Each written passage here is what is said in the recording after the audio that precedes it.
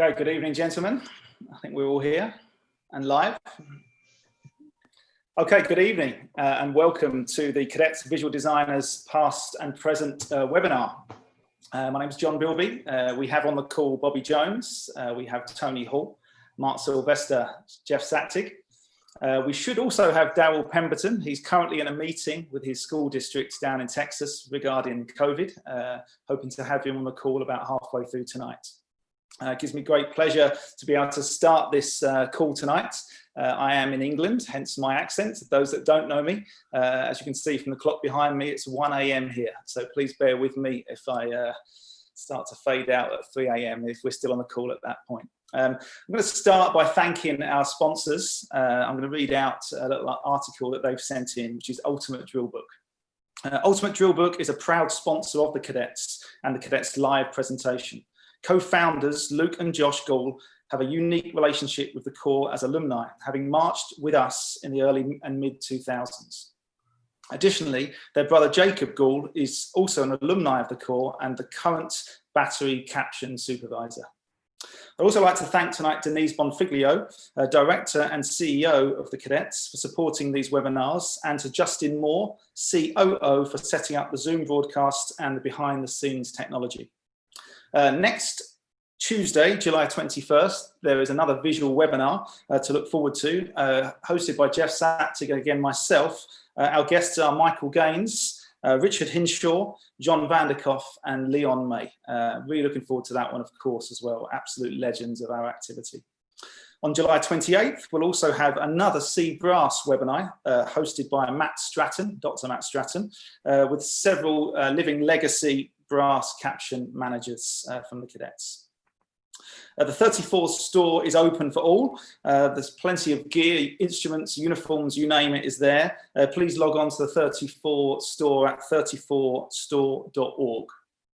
And the last thank you, or last announcement really, is to the Cadets Virtual Clinic, which is being hosted July 30th to 31st, featuring Tom Ongst, the kind of dad of all of these amazing webinars. I'd like to thank Tom personally for his support with this webinar as well. And also, again, Dr. Matt Stratton will be teaching within that clinic on July 30th and 31st. To sign up, again, go to cadets.org/the edge. Okay, I'm going to start this actually. I talked to the chaps before the meeting by showing, especially alumni of Cadets on the call, Ultimate Drill Book version 1.0, circa 1996, 1997, and I believe 1998. Okay, we're very proud of those guys, and I know we might speak about this a little bit later on. I know Mark Sylvester has got, I'm sure, stories of when dot books even began. I know he introduced them at Cadets, and with Jeff's remarkable attention for detail, it's something Cadets are very proud of through the years. And I was going to show the boys this if they're watching the Gall brothers. The old the cheat sheet at the beginning. Photo of the final stadium in the front cover so that we all got something to hype towards, and even the shrunk down music in the front cover. There we go, Tulsa from 1996. So again, very proud of our legacy, and I think it all kind of feeds in nicely to this this kind of visual presentation tonight. So that's for you alumni. Okay, we're going to start with introductions. I'll start with myself. My name's John Bilby. I am indeed from England. I marched with the Corps in 1996 through 1998, the 3 years in the mid-90s. Amazing summers, probably the best summers of my life, if I'm quite honest, other than my wedding, of course, in 2008. But I was involved in Drum Corps from a very young age. A lot of people do realise that Drum Corps does exist in Europe and elsewhere in the world, of course. I actually started Drum Corps, my family, in 1979. My older sister was a mellophone player in the Mayflower Corps here in England in 1979. And it was kind of in my blood from that age, really. Those that may have known, Boston Crusaders toured to England in 1982. My parents were quite heavily involved in, housing some of the staff actually from the Boston Crusaders. The whole percussion staff stayed at my house, and there's pictures somewhere of me as a 5-year-old in the garden with those guys. So it's kind of been in the blood, from a very, very young age. I moved through corps in England, learnt from some amazing drill writers here. Craig Sherratt, Mark Pirrie, to name but a few, visual instructors like Matthew Scanlon here in England, all of these guys were involved in DCI indeed. You know, Matt Scanlon marched the Velvet Knights in the late 80s. You know, Craig Sherratt marched Crossman, 91, 93, great years. So when I came to cadets in 96, I was already having marched for about 8 years, but I wanted to come to cadets, you know, just absolutely drawn in by their visual program, if I'm quite honest. My 18th birthday present was a trip to America. I watched Mark Sylvester and Jeff Sapp, Leon May clean the core at the University Stadium there up in Buffalo, and was just absolutely drawn in. You know, the 3 years I marched, I kind of idolized that visual team, and was pretty much invited straight back on staff in 1999. Stayed with the visuals team from 99 through 2007, just awesome summers. Looking back on it, just absolutely fabulous times. You know, some amazing shows, you know, 2000, 2005, actually 2001 is one of my favorites as a trumpet tech. I left in 2008, so I actually got married, had some personal things going on as well. Actually became a teacher at that point, really down to the cadets actually, and some of the guys on the visual staff kind of told me to go back, get my degree, become a teacher. So that's, I guess, the interesting thing about me before I pass on is I'm not a professional drill writer. Everyone else on this call is. I'm an assistant principal here in England. I'm an administrator in a big high school in London. Indeed, I spent my day today making videos for the return of school kids in September after COVID. So yeah, very different. I write drill. I write drill more as a pastime, a hobby, a passion, more than a profession at this point. So that's kind of my story, really. I came back to the Corps in 2011 to teach at the end of the summer when I could. It gave them 3 weeks or so. Same again in 2014, in 15, back in 17, and then I kind of helped to write the ending of the show last year. So absolutely a pleasure to be here, really. But enough of myself. I'm going to pass straight on to Bobby Jones. Hi guys, I'm Bobby. I'm kind of one of the rare ones that didn't march drum corps, but I had a lot of great influences in high school. A guy by the name of John Malauskas was my first drill writer, and then Mark Sylvester, I met him the end of my junior year and my senior year, and absolutely positively fell in love. My first drum corps show was to see John march in 82 and 83. His dad was my band director, so just been in love with the cadets ever since I knew, what drum corps was. Just had a great opportunity right out of high school to teach a local band that became really interesting to me instead of marching. So I went down that road, not knowing where, it would take me. My first writing experience was with the Jersey Surf. Then I've been with the Buccaneers, the Reading Buccaneers, since 2005. Had the opportunity to write for the Crossmen. And with cadets, I got asked in November of 2017. So awesome experience. Grew up with, watching, George, which I never got to meet, unfortunately. And then I saw the 86 show with Tony, was always in love with Mark and Jeff growing up and just watching them. And it was always great to go to visual rehearsals when, they were in the Pennsylvania area, and, to watch these guys do their craft and watch how, their craft was done. And that's how I learned a lot.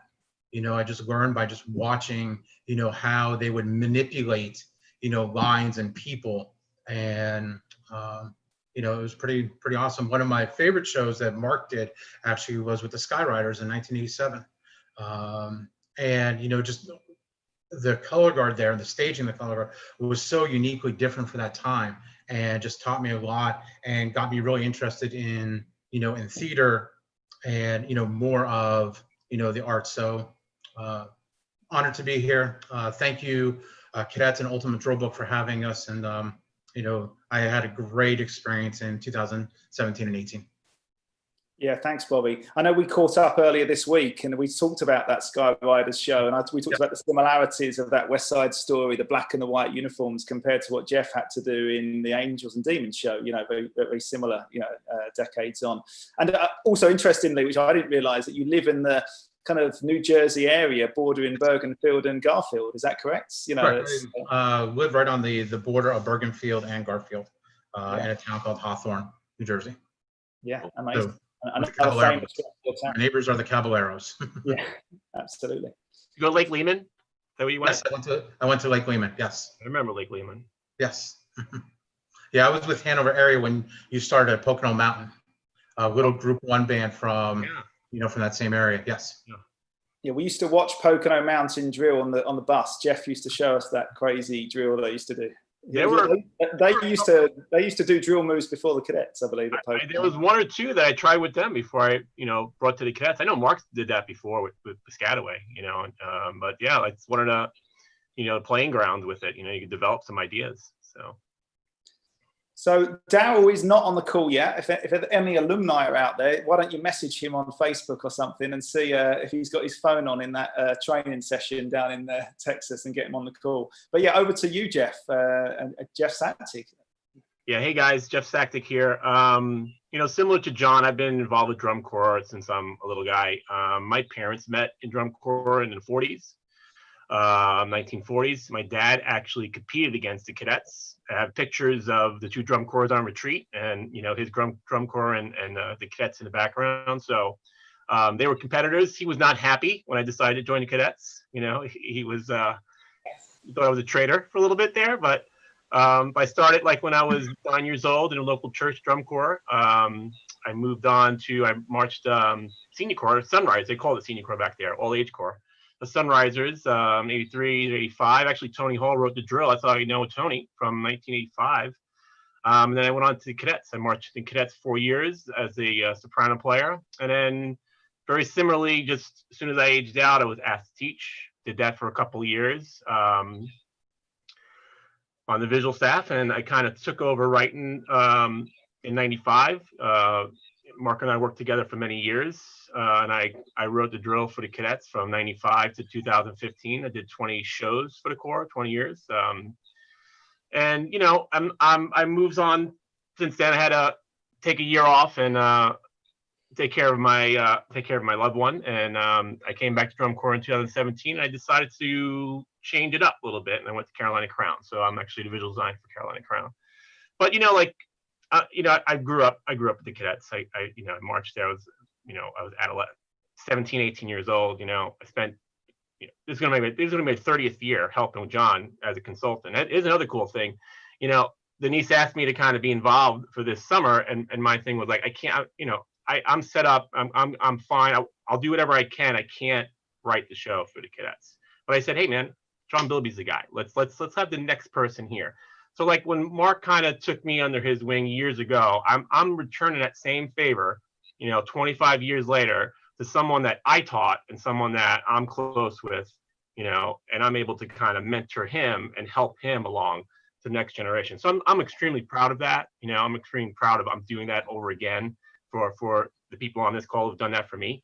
I look up to Tony Hall. I look up to Mark Sylvester from when I was a young kid growing up in this activity. And I'm excited to be able to give back in that way for the drum corps. So that's kind of my story. Yeah, thanks, Jeff. Amazing. 20 shows. It's just, when we're starting to kind of mind map this session out a little bit, watching through some of these videos over the last week or so, it is mind blowing. And actually for myself, and I'll mention this later in the call, again, I look up to Mark massively. Think back to those days when I marched. It really was a collaboration, especially the first couple of years with Jeff, with Leon May, who'll be on the call next week, and Mark, Mark Sylvester. Just the three of them together. Looking back on it, I pretty much had the dream team visual staff really. And looking at those drill books earlier, actually this fell out. This is a postcard for an art exhibition in New York City that Mark was involved with back in 1999. So we all felt very connected back, that there's something about this visual team, not only the visual designers but all of the techs. There's a real kind of connectivity between us, and that was actually sent over to London as an invite. I couldn't make it because it was in November and I couldn't afford a flight, but I got the postcard. Mark Sylvester, you're up. Heidi, a lot of stuff. So I grew up in Boston area, in case you don't understand what I'm saying. And back in the day, everything was run with a CY. The church ran everything in Boston, including bands and drum corps.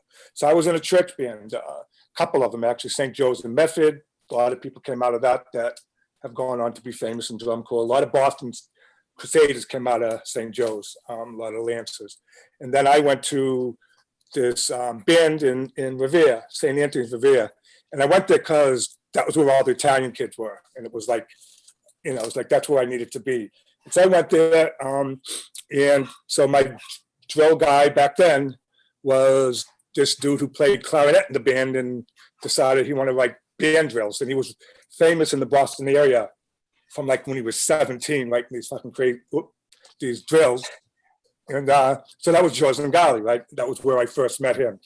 Then went to 27th Lancers and, you know, became part of that incredible family of people.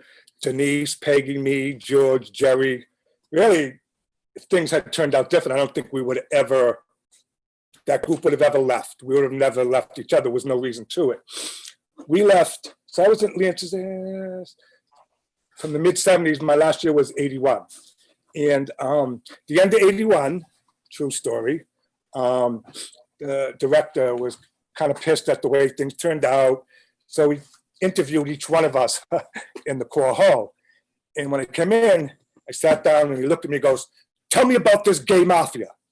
I was like, I was just coming out. I didn't even tell anyone yet. I came out by sneaking around, not telling anyone. I was like, what's he talking about? So whatever, there was this big deal that people were yelling, Don Angelica, la, la, la, get rid of the fag. So basically, me, Zangali, and Peggy got fired because guess who was gay? And Jerry Corradino, God bless her. So, you know, that was the only reason we ever left Lancers. I didn't expect to.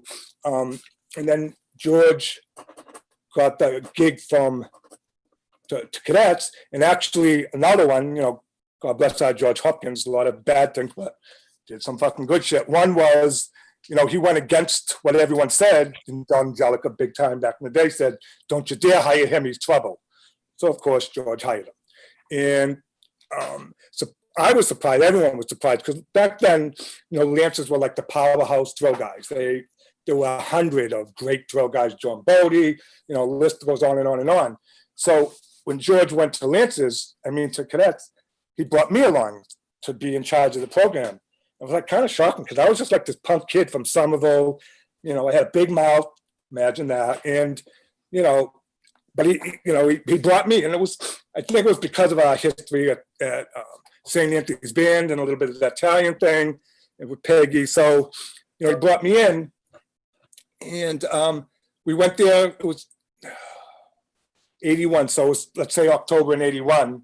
We went down, we did a rehearsal. I went home. I said, "Hey, Ma, I'm going to move to Jersey." I packed my bags and I moved down the next weekend with nowhere to stay. And I ended up George Hopkins gave me this address, said, "Go there, you can stay with these people." So I went, it's in Garfield. I walked up the third floor, I knocked on the door, and this dude opened the door, Gruber, Al Chez, right? Everyone knows famous Al Chez. And he was like, "Hey, what's up?" I was like, "Hey, I'm moving in." He goes, "Okay." So I stayed on his couch, and that was it. Moved to New Jersey. And I got a call the next day. This is the famous, the Bergenfield High School was a famous high school. Like all the big names got their stay, you know, it was the Moxie Brothers and Dennis DeLucia and Pete Emmons. And anyone who was anybody got their start by coming, Angelica inviting them to Bergenfield and saying, you know, "You work with the Bergenfield Band." And so I got the call, "Come to Bergenfield, talk to Angelica, they're going to hire you." So I was like, I'm in. I got the thing. I'm one of the big boys. And I walked in. I'm all proud of myself. I sat down, and he goes, "Yeah, I heard you need a job." I was like, yeah, all excited. "What do you want?" He goes, "Well, we got an opening for a night janitor." So I was like, okay. So I ended up being a night janitor and cleaning toilets, and that was my big Bergenfield gig. That was it. That was the story with cadets. You know, from 82 on. 82, you know, the first 5 or 6 years was a bunch of pissed off, made people that have been marching for 7, 8 years who were really talented dudes from Louisiana, from Canada, Pennsylvania, Massachusetts, and upstate New York and Jersey, right? It was like 20 people from each place, and they were really talented, unbelievable. They just never had the show. So we lucked out. We went there, and I remember the first rehearsal in the summer, me, Peggy, and George were standing, and the horn line was playing Cuban Overture. And I looked at her, she looked at me, we looked at Gonzalez, went, this is different than anything. And that was it. From there on, it was, you know, that was home, that was the place. And, you know, every year since then was, you know, it became, as we started winning, it became much less about beating anyone than it was being honorable, telling the truth, be the good guy. So if, you know, you go to a show, people like all huffy and puffy, cadets would sit back and they'd hang out and they wouldn't play that game in the 80s of, you know, that badass bullshit drum corps stuff. And that was really where we did it. We became great at, you know, being humble, you know, and shutting up. And if someone talked, you said, all right, thank you very much. And then you talk about their drum corps. And that's, I think, was the secret for, you know, years to come, was this history of being the good guys. And so, you know, everything else from there, you know, was great people, great students. I think, I'm going to say the first 5 years I was with the Corps, I think they went bankrupt 4 times. The first 82, 83, 84 years in a row, we went on tour and the food truck broke down. And we went on tour for the first 2 weeks of tour without food. And that was a cadet tradition. So when you hear about cadet traditions, there are traditions, and then there are the traditions that we try to stop from ever repeating again. And not going on tour with food was a tradition that, you know, we soon had to end. So that's it. And then, you know, I taught forever, wrote a lot, cleaned a lot, taught a lot of great people. And that's my story. Yeah, thanks, Mark. I'm going to obviously pass on to Tony shortly, but we'll come back to you, Mark, a lot more around all that historical context with George Ingali and whatnot, because I know everyone watching this wants to hear that as much as Jeff Satzig as well, of course. But just touching on one of your points there, a lot of people will be on this call because they know Mark Sylvester is an incredible cleaner of drill, a writer of drill, a designer, an artist. But actually, you touched on something there that I remember very vividly as a member, that yourself and Jeff especially, but the rest of the visual staff too, when I was a member, well, kind of that wraparound care of the kids, you know, like if you felt we was getting a little bit of ego and we're going to go for it, was you guys that brought us in at the end of rehearsal and told us, no, you know, I'm not going to repeat the words, I'm not allowed to. Yeah, you might be able to on here, but I won't. But yeah, you would always tell us, you know, it's nothing about that. That will come. It's not going to come tonight. Forget about it, or whatever. You know, you just give us this kind of ability to be humble. You know, you'd tell us stories when the Corps would be already on the bus down the road when the announcements was being made for scores. You know, those stories from like 87 and whatnot. So, you know, publicly, for every alumni on the call watching, we thank you for that, Mark, because you really care. You really cared for us always, and still do, clearly. I can see you getting passionate there. Okay. Yeah, that's. Well, I'll add something. I want to add something. That, you know, for me, like marching my couple of years, I just found that there was such an integrity to what the goal was. You know what I mean? Like, you know, Mark and the team, visual team, but everybody who taught when I marched in those early years, you know, it was about doing the work and about being the best you can be. We really only competed against ourselves. We always tried to be better the next day from the day before, and that's all we were asked to do. You know, and be consistent about that. You know, and that's for me what was awesome about it, is that, you know, you live in a world of competition and you look over at other people, but it was never about that. I always enjoyed everybody, every other drum corps, even to this day. It's part of, like, I go up and I watch everybody. I'm a fan of it. You know, somebody's going to put the number down and make a decision, but it was never about that. You know, it's always about doing the work, being the best you can be, and instilling that progress throughout a summer. To change yourself a little bit almost, you know what I mean? Like it was always a profound learning experience for myself when I was a member, and even when I was teaching and a writer on the journey you take. And that was the most important thing for us. So I'm sorry to butt in. Go ahead. No, absolutely. I think that, you know, we're gonna go here, there, and everywhere tonight, and it should be as organic as cadet drill is, I think. So yeah, over to you, Tony. Well, thank you for having me here for sure. I started my drum corps career in senior corps, marching with the New York Skyliners, and wound up teaching at Elizabeth High School and was hired the same day as Jim Prime Jr. And so he and I worked from 79 on to maybe 84. And Jimmer was my connection to the Corps. He was the color guard, the winter guard advisor, and I was the designer. And we went on in 82 to win WGI Class A with Jim Prime Jr. as the advisor of the winter guard. Isn't that something, right?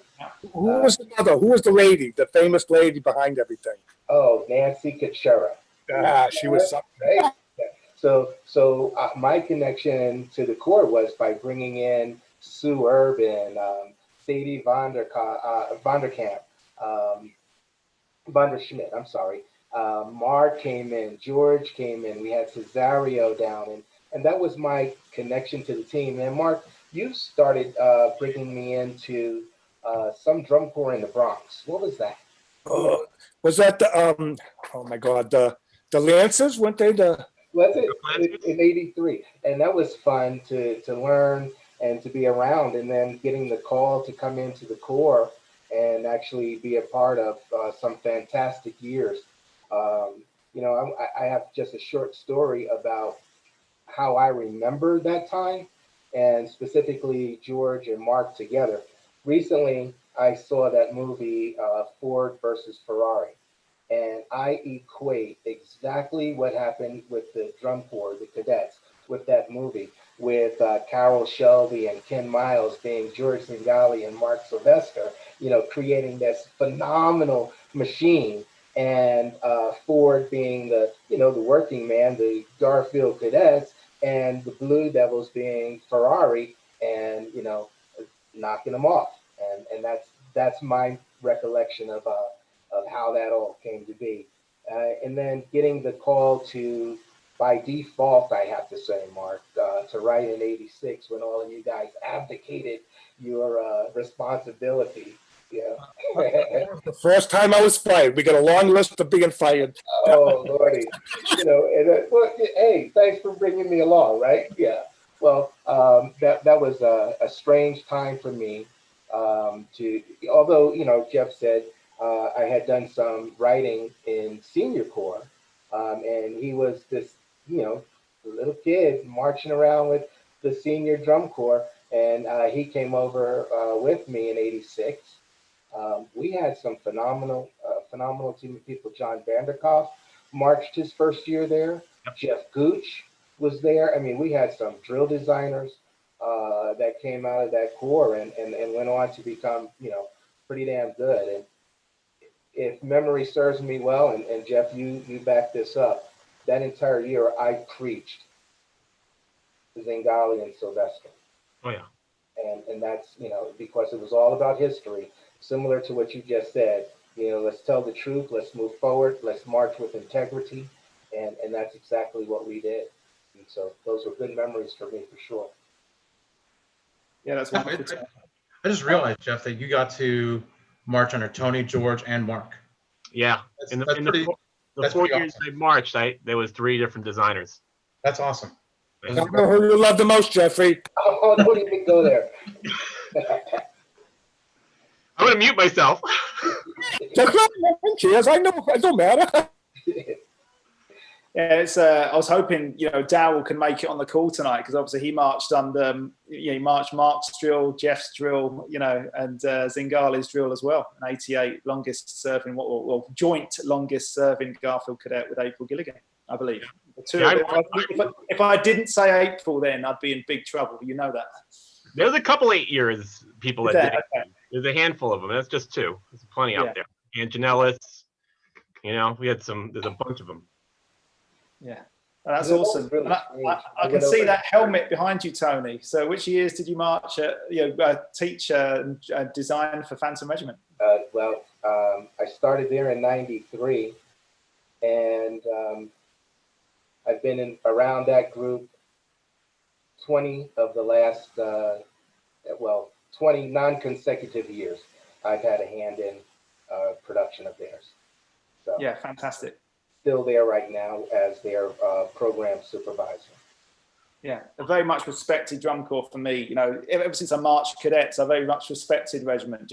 Again, there were another corps that really held themselves, in a similar fashion, I think, to cadets out in the field, retreat, that kind of thing. And actually, I failed to mention a name a mentor of mine, a girl called Sian Crocombe. She marched Phantom Regiment 91 on the soprano line, and she was my kind of horn instructor back in England before I came to cadets. So again, a shout out to her really in Phantom Regiment. So yeah, there was a huge connection with the cadets and Phantom Regiment for sure. I mean, you had the likes of Johnny Sanchez, Greg Cesario, Mark. We had Michael, just a host of people, Joe Lemire, a host of people over there. And we tried to carry the tradition on for sure. And currently, Brad Toth is with us, and he was one of our visual caption heads at cadets. Yeah, I sat opposite him on a bus, on the tour bus. And he was one of our visual kind of joint caption heads, I believe, in 2003. He came back with Jeff Satzig, Brad. So he taught visual at cadets in 2003. Yeah. Very good. They were drum majors 2 years before. Then I left, and they came with me. And then when I brought them back, they ended up teaching the cadets for a couple of years. Great guy. He's on the other team now. He's teaching brass. So yeah, awesome. Good stuff. So we're gonna go now to talk about kind of the year that we first started writing at cadets, and discussing what that felt like, the responsibility, the thought process, people we worked with, and that kind of legacy to uphold, which we've kind of touched upon a little bit. I know that Tony talked about that legacy. I'm going to start because I'm going to be brief. I've written an opener that no one has seen right now. So originally the drill writer for 2020. So can I say I've done that year already? Have I done 1 year or not? No, I guess not. So, it's a great honor, I will say that. And I learned to write drill really, I think the right way, by hand under Jeff and Mark and Daryl, actually. I used to go out to Oregon and teach band in Oregon with Daryl Pemberton after finals back in the late 90s, early 2000s. I actually had a little couple of props here that everyone will love watching the live stream. We have some of the tracing paper, pads that Jeff used to order for us techs to teach us how to write drill, and the old classic rulers as well, which Mark and Jeff taught us all how to use. So very passionate about my roots, really. My goal tonight was to try and end this call less nervous than what I was at the start about writing cadets drill, but I'm sure I'll be fine with this kind of team around me. But yeah, I'm very conscious of the legends that are on the screen right now, and all of those that have contributed that aren't as well, so very much excited about this coming year. The responsibility is massive. I've always said to the kids, I've taught cadets for many years on the field. I love being on the field. I run around like I still march, actually, and try and generate some energy down there for the visual team. And I've always said to the kids that there's something very unique about cadets lineage. You're all the way back to Mark and George Zingali. They've always brought staff on that they've taught, all the way through. So you can almost trace it from now right the way back to 82, I guess, 81, when Mark and George first went there. And nothing has changed. The team the last few years, all the way back. I'd love to name every single staff member I've taught with on the visual team because they deserve a mention tonight. I'm not sure we'll get through all of them. But I feel very proud to be in this position, and I'm looking forward to upholding that tradition. That's kind of it from me because I haven't written yet. One thing I'll say about John is that the opener is awesome. I have the privilege to kind of preview it and be on calls and kind of just support John. He's doing a great job. I'm supporting his efforts, and we're making sure that the show is coming together smoothly with the team, and any support I can give him, I'm doing that. But he is doing great, and the opener that he's written so far is a 10. So I'm excited to actually be a part of the team again and help John. Yeah, thanks, Jeff. I appreciate that. John, why don't you share that video right now for us? I'll show it on the screen. Yeah, I'm on the wrong laptop. Actually, it's on the other laptop. It's awesome. This one's not as powerful enough. Of course, it's fast. Tom Monks with the first tune, we got to go out of the gate at like 200 beats a minute. Of course, it's fast. Yeah, 3.5 minutes at 200. It's right up the alley. It has cadets written all over it. Yeah. Okay, so Bobby and 2017. Like I said, I got hired in November of 2017. It was like a dream come true. And then somewhere throughout the winter, George brought Mark in, and from like April through spring training, I got some of the best lessons, not about designing drill, not about writing drill, but just about the activity and the cadet heritage by just spending time with Mark. Probably one of my most favorite nights was we were in spring training. Mark came over for a snack into my room, and because I always had snacks, and so Mark came over for a snack, and we ended up spending about 4 hours. It's about 4 o'clock in the morning, just talking. And he just kind of went through the history, because in Simple Gifts, I wrote the iconic fish set, and it was so amazing to do it. And the only thing that Mark said to me was, just give it your own spin. Everyone's done it. Just do it in a way that makes you different from the way that George did it, the way that I did it, the way that Jeff did it, and make it great. And it was lessons like that with Mark, and that's one specific night that was just awesome. Being new and coming into 17 a little bit later, got to spend a lot of time working with Drew Shanefield, who's writing the music, Tom doing the percussion stuff, Joey Heiniger and Chrissy Templin doing the color guard, Craig Seegers and Chris Johnson were doing the visual program, and just got to meet and be with a lot of great people in the whirlwind of cadets. And that's the one thing that I learned really quickly, that we spent a lot of time in the first 3 minutes of the show, actually all through the winter, all through the first part of spring training. And then it was like, okay, now what? And, one of the first questions that Jeff asked me, and actually the second awesome thing about that summer was Jeff asked if he can watch prelims with me Thursday night. We were up in the Yamaha box, and that was just such an honor, to have that, to have that opportunity. And one of the first things he asked me is like, so how long did you guys spend on the first 3 minutes of the show? And that was the entire winter, and then it kind of moved from there. But 17 was really cool with all the costume changes. I thought Joe did an awesome job with designing, with Mark's input, and it was just a really cool, awesome experience. Especially the spring training with Mark being around and just having that heritage right in front of me 24/7, and being a smallest part of my dream. My dream come true, a kid that never marched drum corps, and then I got to write for the cadets. So 17 was pretty awesome, very special. Yeah, thanks, Bobby. I mean, we spoke earlier in the week. A great memory I have of that summer is we hung out, the visual staff, with yourself in Annapolis. Annapolis, is it called? Yes. Yeah. And awesome little town, actually, little harbour, nice pub. And but yeah, the whole visual staff just spent the whole evening asking me questions about cadets visual. The whole night. I was talking Jeff Satzig, I was talking about Mark, I was talking about Daryl, everything I knew they wanted to know.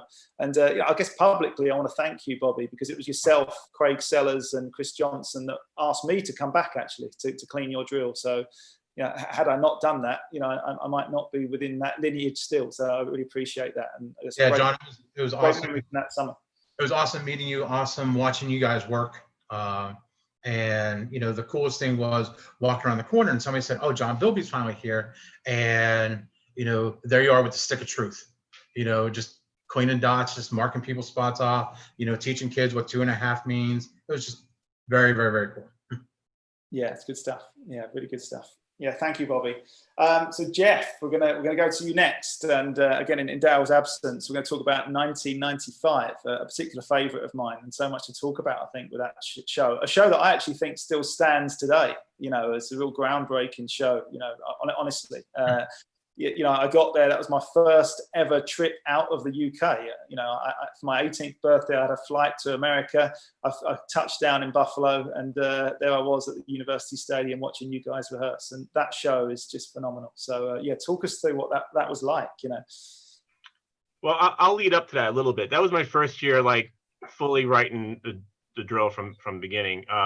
I aged out in 89. I taught a couple of years. I didn't teach in 92. And then when I came back in 93, Mark brought me back as kind of a caption supervisor. I managed the staff a little bit. And there was a little promise of you'll write something. That didn't really happen in 93. Although I was able to say a couple of things and get yelled at. I was able to put my 2 cents in and get yelled at. But I always found that after I did that, Mark kind of like said, maybe there's something to it, So that's how I got my foot in the door a little bit. And then it's interesting because it never turned out.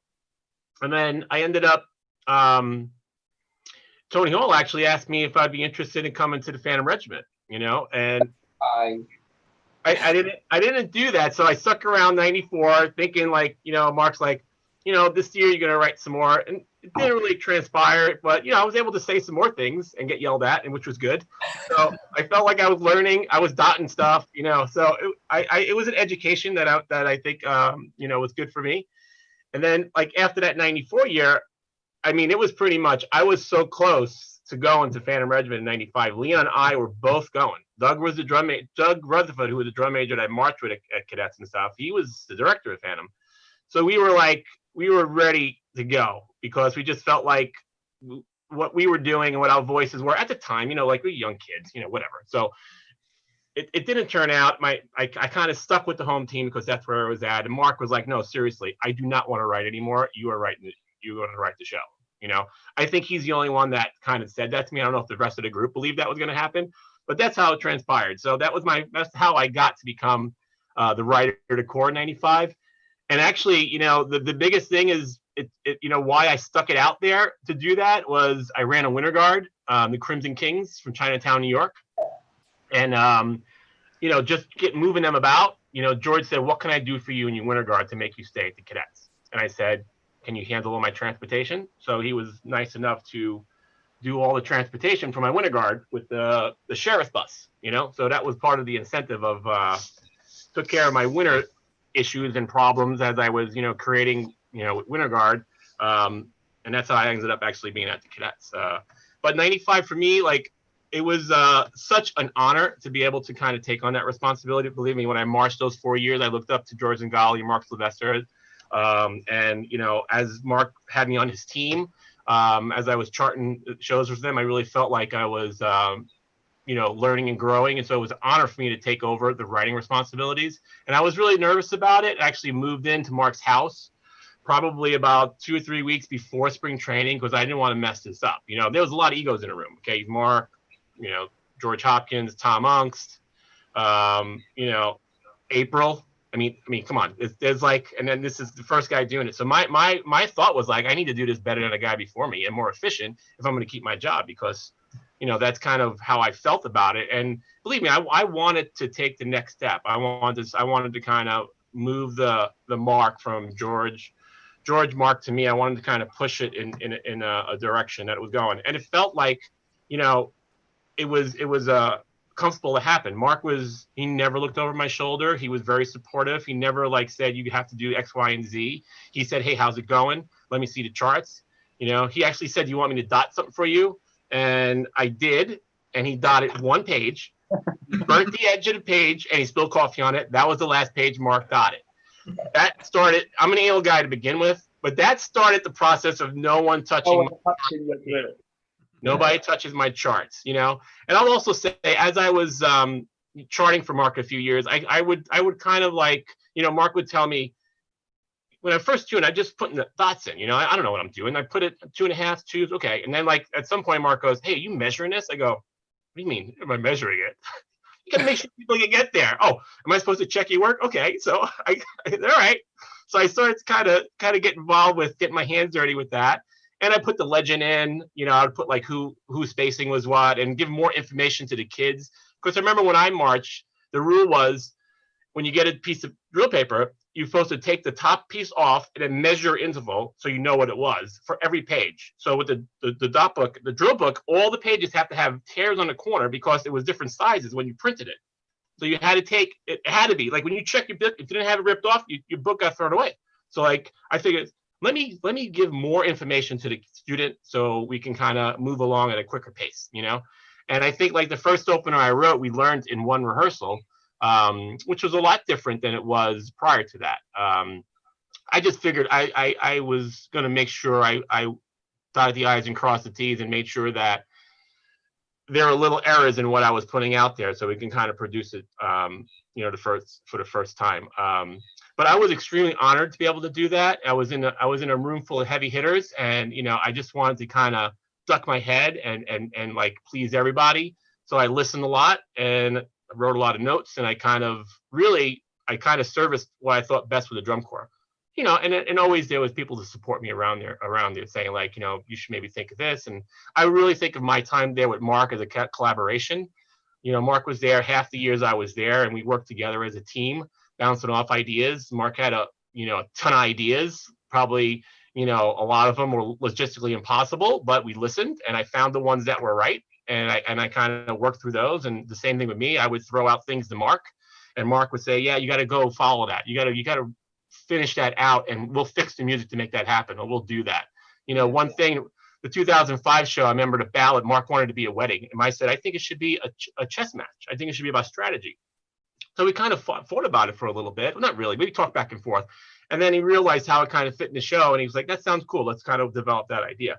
But, from my processes was, I always had a team behind me, and Mark was like my big brother, making sure I wasn't going to step in the same holes he did. So I'm fortunate to that. It was an extreme honor for me to write that first year and to continue on the many years I have. And it meant something to me from marching there and making sure that things were better than when I was there. Like, I wanted to make sure they marched well. So when I came back in '93, I further developed the technique program, and I insisted that the corps marched every day. Mark, we argued every day because we never did technique every day. It was a thing we did at spring training once or twice, and then Mark, we would clean on the field, and the techs would get in there 2 cents. But I insisted in '93 that we have to do a technique program, and they have to march every day. And that was worth the fight. And I think the corps, got better because of that. Yeah, we're going to come back to '93 for sure, and I think you needed that technique with a show like that for sure. And just while we're on '95, Jeff, a couple of questions I know I've talked to you about in the past that interest me. One is around the uniforms. I know you had an idea around costuming that year, way before kind of the current trend in costuming at DCI. But also, I vividly remember Mark, and other guys making those props out of real trees. Am I right in saying that? Like, you used to pull into shows and grab branches. Gary the Brick, every show, every place we went, we had these. It was made out of PVC, and it was real cool. But oh my God, what was the guy's name that did a lot of that work? One of April's boyfriends, Mark something. I'm sorry, Mark. I know who you are. Anyway, he was like a theater guy who was helping us produce the stuff. And we're trying to do all these things with sticks. I was like, no, we need real trees. I don't want no fucking plastic. I want real. So Gary the Brick, if people know, God bless you, Gary, like one of the great people with the cadets. And he was like, I got you, Mark. I got you. I know what you. And I swear to God, every show we went to, he took a crew of these. I don't know where we got these hoodlums from that were the support, the roadies that built up, put all the shit on the field. And he would grab these kids, and every show he would go off and they would rip trees from whatever he could find, and they'd come back. So wherever we were, we had trees that fit that part of the country. So in Florida, there were palm trees. Wherever we were, it fit perfect. But that was Gary the Brit who pulled that up. And that, when we talked about, the history of the Corps, there was always these people to show up to do the stupid shit that no one would, like, who would do that? Who would even think? First of all, who would listen to me and say, yeah, we're going to put real branches in there, and then do it, So people like that is what made, they were always behind the, from Aunt Nell all the way up. Greg Pitch, I could give you, we could all know this list of people who really, without them, there was not forget us, whatever, making money on it. Forget us. they were the ones. Well, it's kind of it's like it kind of tells us what cadets is all about. I think, you know, another little story before I pass back to Jeff for those uniforms is this watch I'm wearing. I've had on my wrist for over 20 years. It was my 21st birthday present. There's paint in this watch still from the 2002 props where you made the visual staff splatter the prop to make it look like concrete. Do you remember that? Like this kind of like big, I don't know, like a monument or something. It was like a big sponge monument.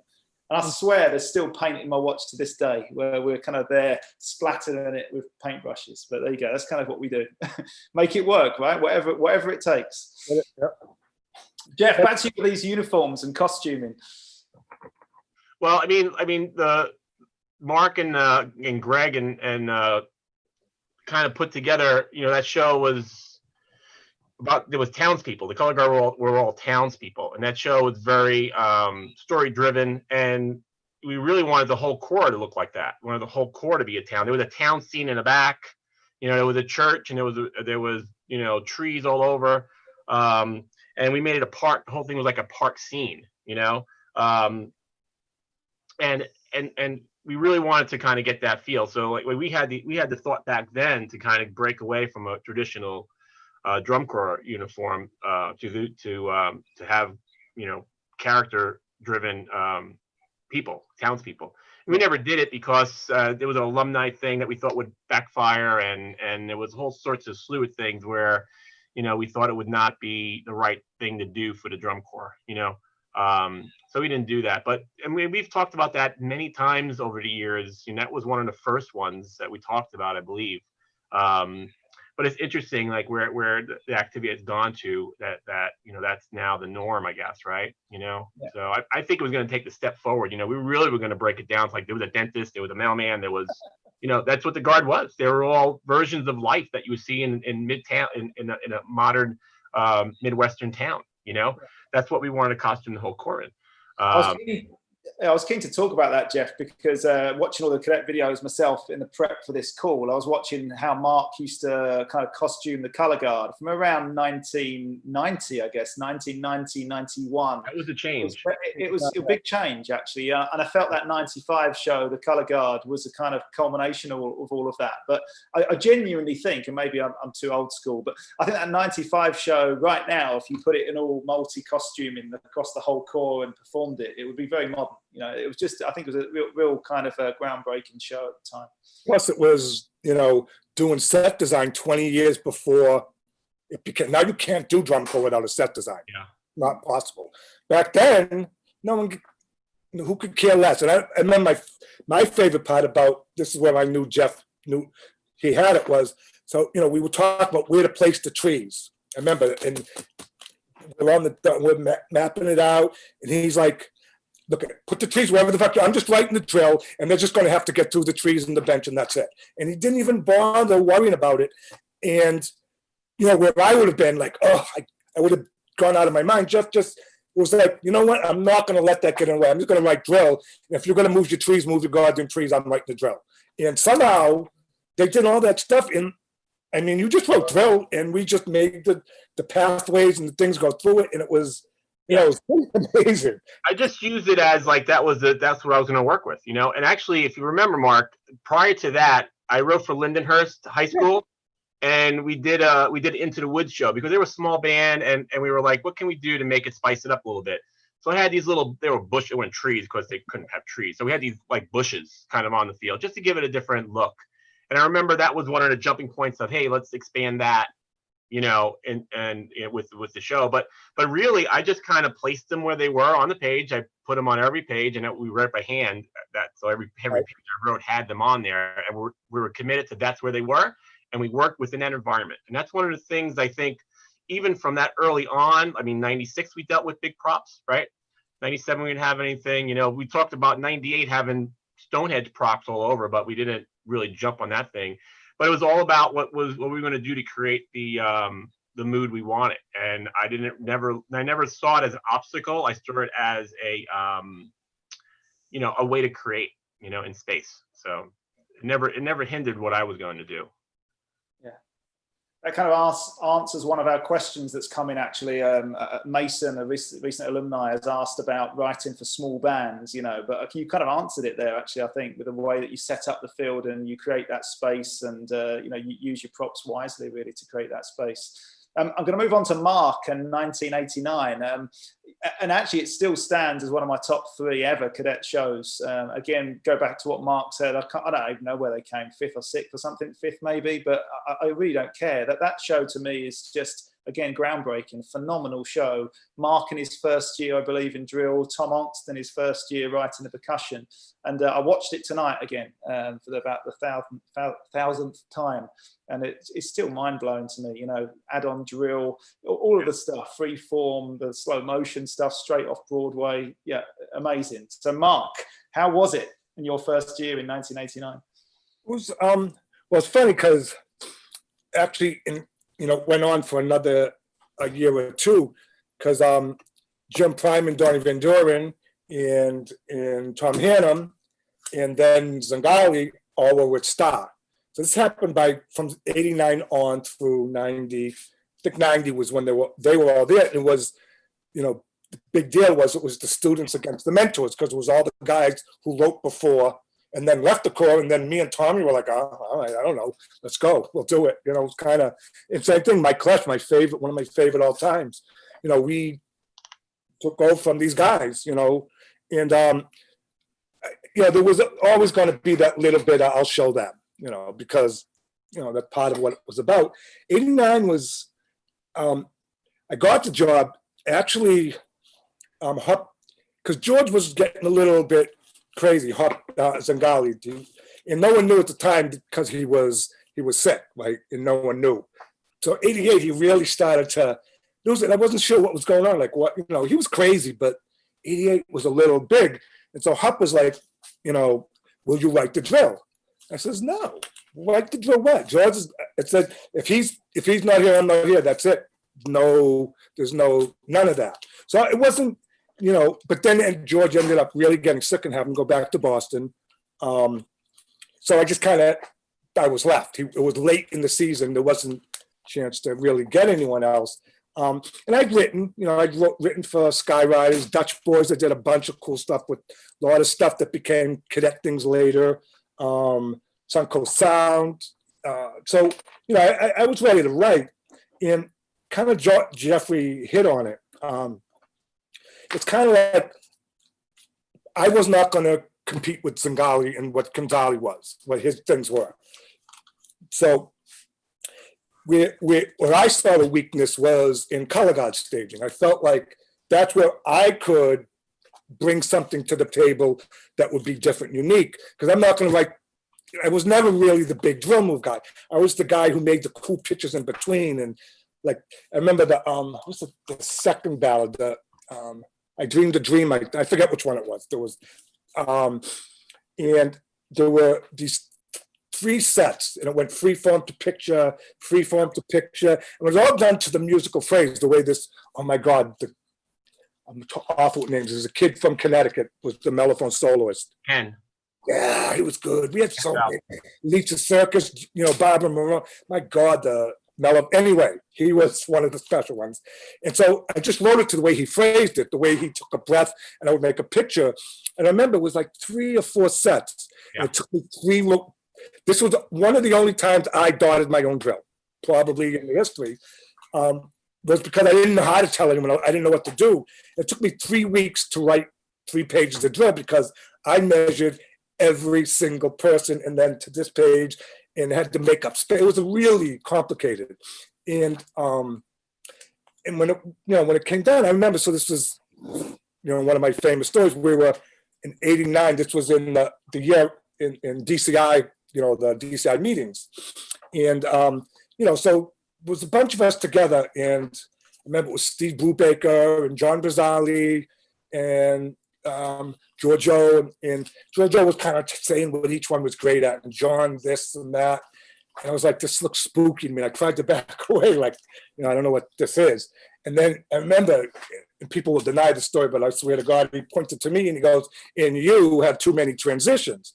And I was like, okay. It was like, because people were calling transition freeform. And for 3 or 4 years, we were the only ones doing it. And everyone used to laugh and bitch about it. And, you know, but I knew this was where drum corps was. I knew it. I knew it was gonna, so many possibilities. So that was my thing. My thing was color guide shading. And then the ability to use freeform really, I think, was my thing. And then picture the clown, all that stuff, add-on drills was Yeah. really. And also, I mean, I'm going to shout out to Jason Bentley here. I know Jason, people like Paul and I, that they really worship you because of the reshape. You know, the whole reshape that is very, very difficult to ever produce on Pieware. Pretty much impossible, in fact, you know. And looking back, I learned a lot talking to Jeff actually over this winter about how you would take a Zingali 32 count phrase or even longer, 48 count phrase, and then you would be the one on the field creating how that would work, i.e. really being the kind of godfather of the reshape, because you're pushing kids here and there to make a phrase work. So do you want to talk a little bit about that, Mark? Because I remember 98, I remember vividly 98. I think Jeff wrote that drum drill, but then you came out onto the field and kind of pushed us all around a little bit. If you remember that, Jeff, I'm sure the drum break drill in 98, where we had a little bit of reshape going on. Yeah. Mark wrote a couple of sets in that show because I was writing for the Crossmen, so he did that. He did that section while we were at spring training because I kind of finished up the Crossman show, and then I came back to it. But yeah, I mean that's. I'm like more precise, I guess. And like Mark, to me, like when I describe Mark, he's a sculptor. Like when the drill and he's teaching the drill and he's crafting it by hand, literally. Like he's there moving people and there's breath to it. There's space that kind of opens and closes. You know, that was all in the drill in those years from 89 to 84, all over the place. And to see that kind of develop was awesome. Like a lot of the times, especially like you talk about George Zingali, I would get drill trots and we didn't know, we had no idea what was going on from one page to the other. It was 32 counts, or there was a 44 count built to a block. And I was like, I don't even know where I am on the page. You know, like it was just S. And no one was numbered. You knew I was the third one from the mellophone. So I circled that guy for like 10 sets, and then we would go learn it. And it was like, no, you guys got to do this, and this. We got to put subsets in here and there. It's like, okay, just tell us where to go. And it was literally, we would work those phrases for hours, you know? And you had no idea how you were getting into that block. And Mark kind of came up with that stuff. And, you know, and when George would come out, he would maybe yell up to you. You guys are arguing for 5 minutes, and then you'd go ahead and you kind of fix it from there. But that was like an interesting type of, you know, way it happened. You definitely, like, your hands got dirty. You actually, you know, molded the drill at times. It was, you know, there was, first of all, you know, me and George were, you know, brothers, right? I mean, we were closer than you could be. And so there was a trust, there was a belief, and you know, pride. We came from Revere, we were St. Anthony's band. We had Peggy Twigs too. We had you know, something in, we were always like the group that, we were not the ones. I was not the one that everyone said, that's going to be one of the big boys. It was always the punk. George was always loud. We were, you know, the outsiders. So we were always like, because we were from those neighborhoods. We weren't, you know, ever supposed to be the guys. But, you know, we had this inner city urban pride that, you know, we were going to show everyone. But I remember the first reshape was actually, they started in 82. And so the first page was these, at the beginning of Rocky Point, it actually had the, what was it, the Gershwin beginning, and then two arc wheels and two arcs, and they rotated from the center, and they pushed up, and this went that, and everything was exactly like what you would expect the 27th Lancer. There was a 27th Lancer beginning, and he looked at it, and we looked, and he goes, "What do you think?" And I was like, "What are we playing Crown Imperial again, George?" You know, I was like, "I got it. That's Lancers." And he looked, and he was thinking of the next page, and he just wrote on the page, and he just went like this, and he made this line across. He goes, "I want you to get them to there in the next set, like as a challenge." I was like, "All right, let's go." No idea. There wasn't like, it was almost like he was pissed at me for making fun of him. And then we just went on like that. And then the freeform happened. I mean, the reshapes happened because, you know, as anyone knows, Jeff, would you in your ever write 32 count phrase? No. Yeah. Jeff learned how to write the subsets I made on the field. So I was like 16, 24 was the big one for me, 16s usually. And I would do all the subsets on the field because that's what I learned to do with Zingari. Jeff just learned that I can make those subsets every 8 counts and I can do the same thing they do, and I don't need either one of them. He just was the mathematician. He's like, oh, I know what they're doing. Why waste time running around the field and screaming at people? But, for me, the running on the field, around the field, screaming at people, that was why I did drum corps. Who cares about the rest? It didn't matter. The screaming and the yelling and cigarettes flying and people didn't know what. And it was like, I remember, I'd be up on the truck, like 1,000 feet away. And I'm not sure I ever cleaned a set. What I did was made people so like either pissed at me they were going to show off, or it was just emotion. All I did was yell and scream and yell, and the corps just fought back, and it became such an emotional performance corps. And that was what the cadets were. They were performers for energy and emotion. And that's what I was doing. My thing was, as Zingari did, we were emotional kids. And, Tony Hall knows this. He was around for all of that. It was emotion that was, it was a lot of crying, a lot of telling jokes and swearing, and everything was dysfunctional. Everything we did was not the way we were supposed to do it. And that's what pride was in. Misha, go ahead.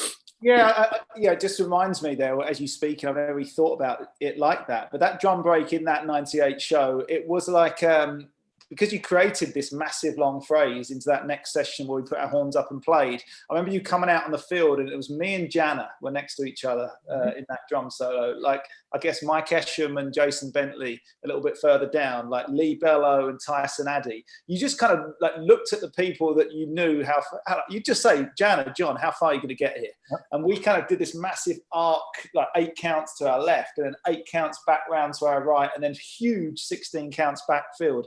But interestingly, every show, it kind of got bigger and bigger, and the rest of the section just kept their 2-pace interval and went with you, if that makes sense. So it created this feeling within Jeff's drill that was just another little something, that it was an emotional connection when you marched.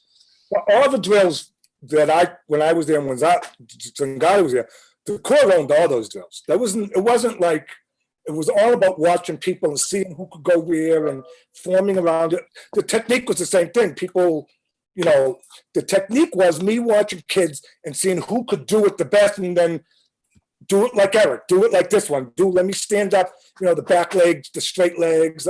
That was all just, because I didn't know honestly, we didn't know what we were doing with 82 and then 83. But, so everything was about cleaning. So for me, technique was learn the drill as fast as you can and spend the rest of the summer clean technique in the drill. That's what I thought that was my way. People, learn better ways to do it. But for me, that was the way, because we needed 5 or 6 rehearsals to figure out how to go from page A to page B. We didn't have the Jeff Sack that made it work right away. So, the things that, like you're saying, John, things would evolve over the summer. And as people got good at stuff, you could stretch it out a little more, right? Now that was easy. Now let's make it hard again. And the joke used to be, I'd stand up there and go, how far can you go to your left? Darryl loves this story. And he would go, like, and thinking he had me, like he went what he could do. And it was, Darryl, sorry, that's all I got. Right? I was like, good, move on 2 more paces. That's the set. Just, and that was how you did it. You worked with the talent. And then, you had all your best people in the middles and the ends, and then everyone else just, just stuck in. You, Leon, Jeffrey, Darryl were all end peoples, So, it was really about the corps did really become what the drills were. It was like that. Yeah, amazing. So, Tony, over to you in 1986. And you touched on this already a little bit, Tony. But, I was thinking about this. A lot of us, I'm feeling the pressure now with you guys on the call and writing the next kind of, year of Cadets Drill. But, thinking back to Jeff taking up, he's already said that. Thinking back to Darryl taking over. In fact, Darryl, he's not on the call to speak about this, but he took over Jeff writing drill and he had to write the opener, which was I think Respighi's Pines of Rome, right? So he's not only taken over from Jeff, he's having to write the music of one of the most legendary Star of Indiana shows by George Zingali. But anyway, hopefully Darryl might get on the call to talk about that. But yeah, 86. Yeah, talk us through that year and how that was. Before I do that, I would hope that all of the 93 Phantom Regiment members were listening to what Mark just said, because they thought I was crazy. You were. Hey, I took over for Zingali. That's one thing. But in 93, I took over for John Brazzali. And after all of those years of, write the show, and whatever the show is in January, that's what the show is in August. Well, that is not what we did as cadets, and I didn't understand that. And then, Jeff, you mentioned you have S, S, S, S, S, M, M, M, M, M. They went crazy when I did that out there, because I was able to, no, you're not the third one anymore.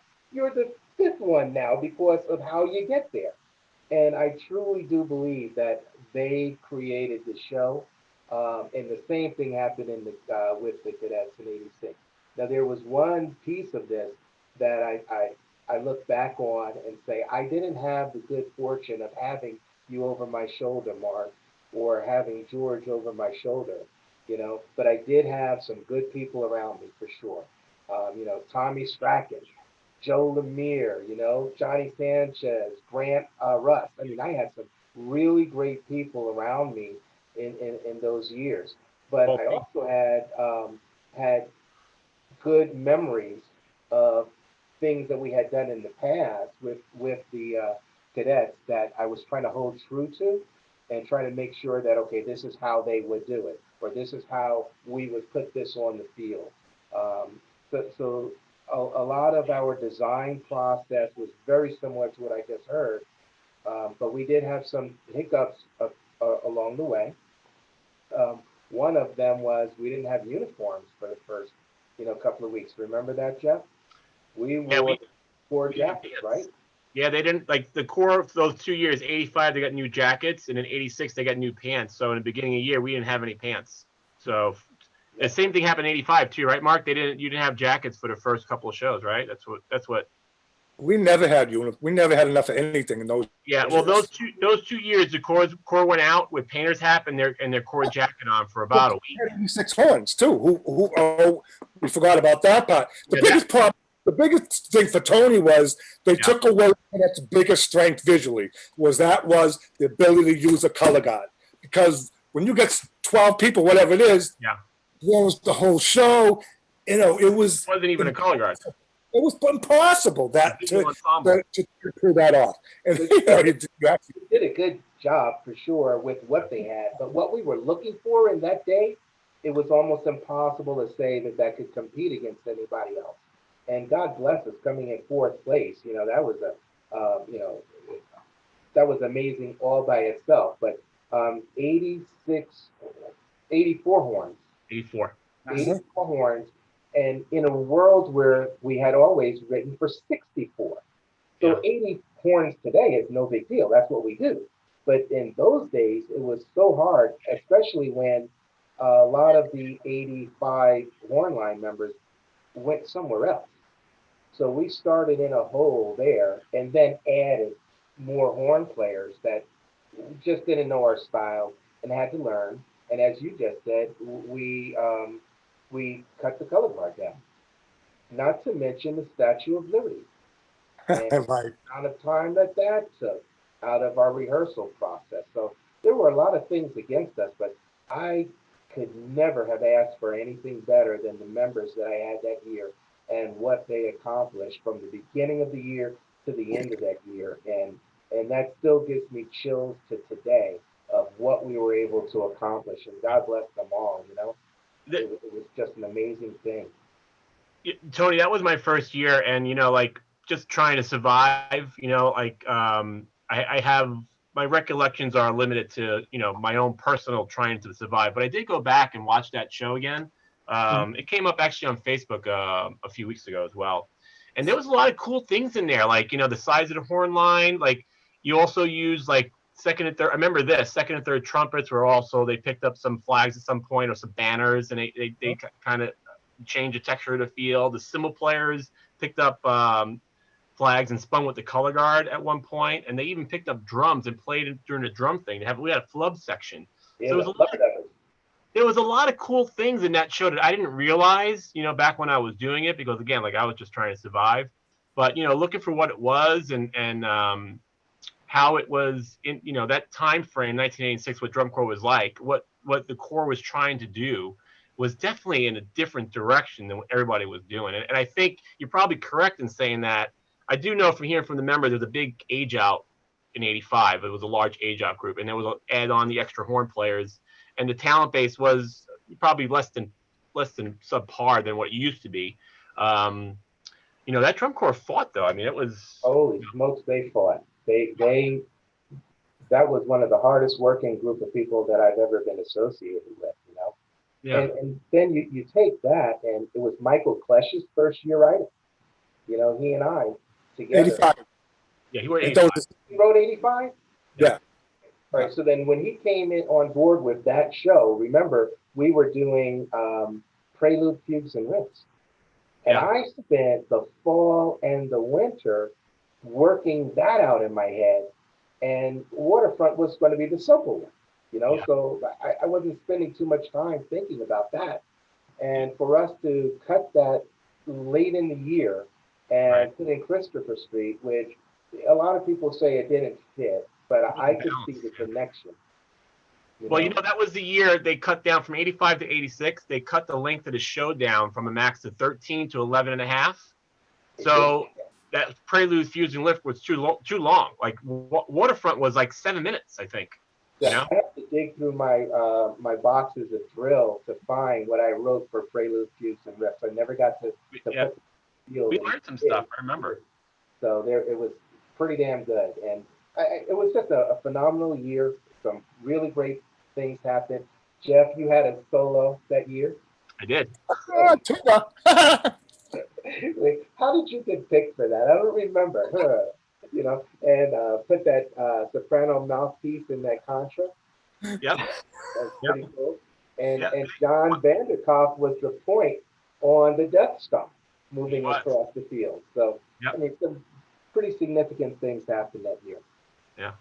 Yeah, Tony, I thought On the Waterfront was, just genius, with what you had to work with and the way you got into the big triangle at the end, like at the, the climax of On the Waterfront, I thought was great. And I thought it was just an awesome way to manipulate the people that you had, that you didn't realize that there wasn't a color guard out there. I had to go back and watch it again today, and I'm like, wow, he had no color guard support besides, the 4 boxes that were highlighting all of the, the different, nautical lines. So I thought it was great. Thank you for that. I don't know if April and Cheryl and Ellis would appreciate no color guard out there. Wait a minute, and they let me have it all year long for sure. Yeah, Sure. I would agree with that. Absolutely, Bobby. I watched that as well this week. And that whole kind of height that you generated from having those ribbons and the poles, just something different. People generate height with props now, but not that moves around, if that makes sense, so much in that context by the members. I know Mark did it with some screens in 1990 where they kind of run them out on the field in the ballad, those screens that they had. But yeah, it was cool. And every time I watched that show, right the way back from being on the bus as a member, I always thought, I felt for those soprano players, because if you didn't have those poles at the right tension, I bet those ribbons would have fallen down, right? So Allentown. There was a few. It happened every now and then, and a plume would go flying, but And you know what? Someone we should be shouting out to, because a lot of the guy with these kinds of ideas was Michael Cesario. there you go. Michael Cesario was really from, early on, 81 actually is when he first came. But, a lot of the stuff that, he was like, he had this list. I remember within 1 minute, Michael Cesario, he'd say 5 words and he's out of breath. The call has to know.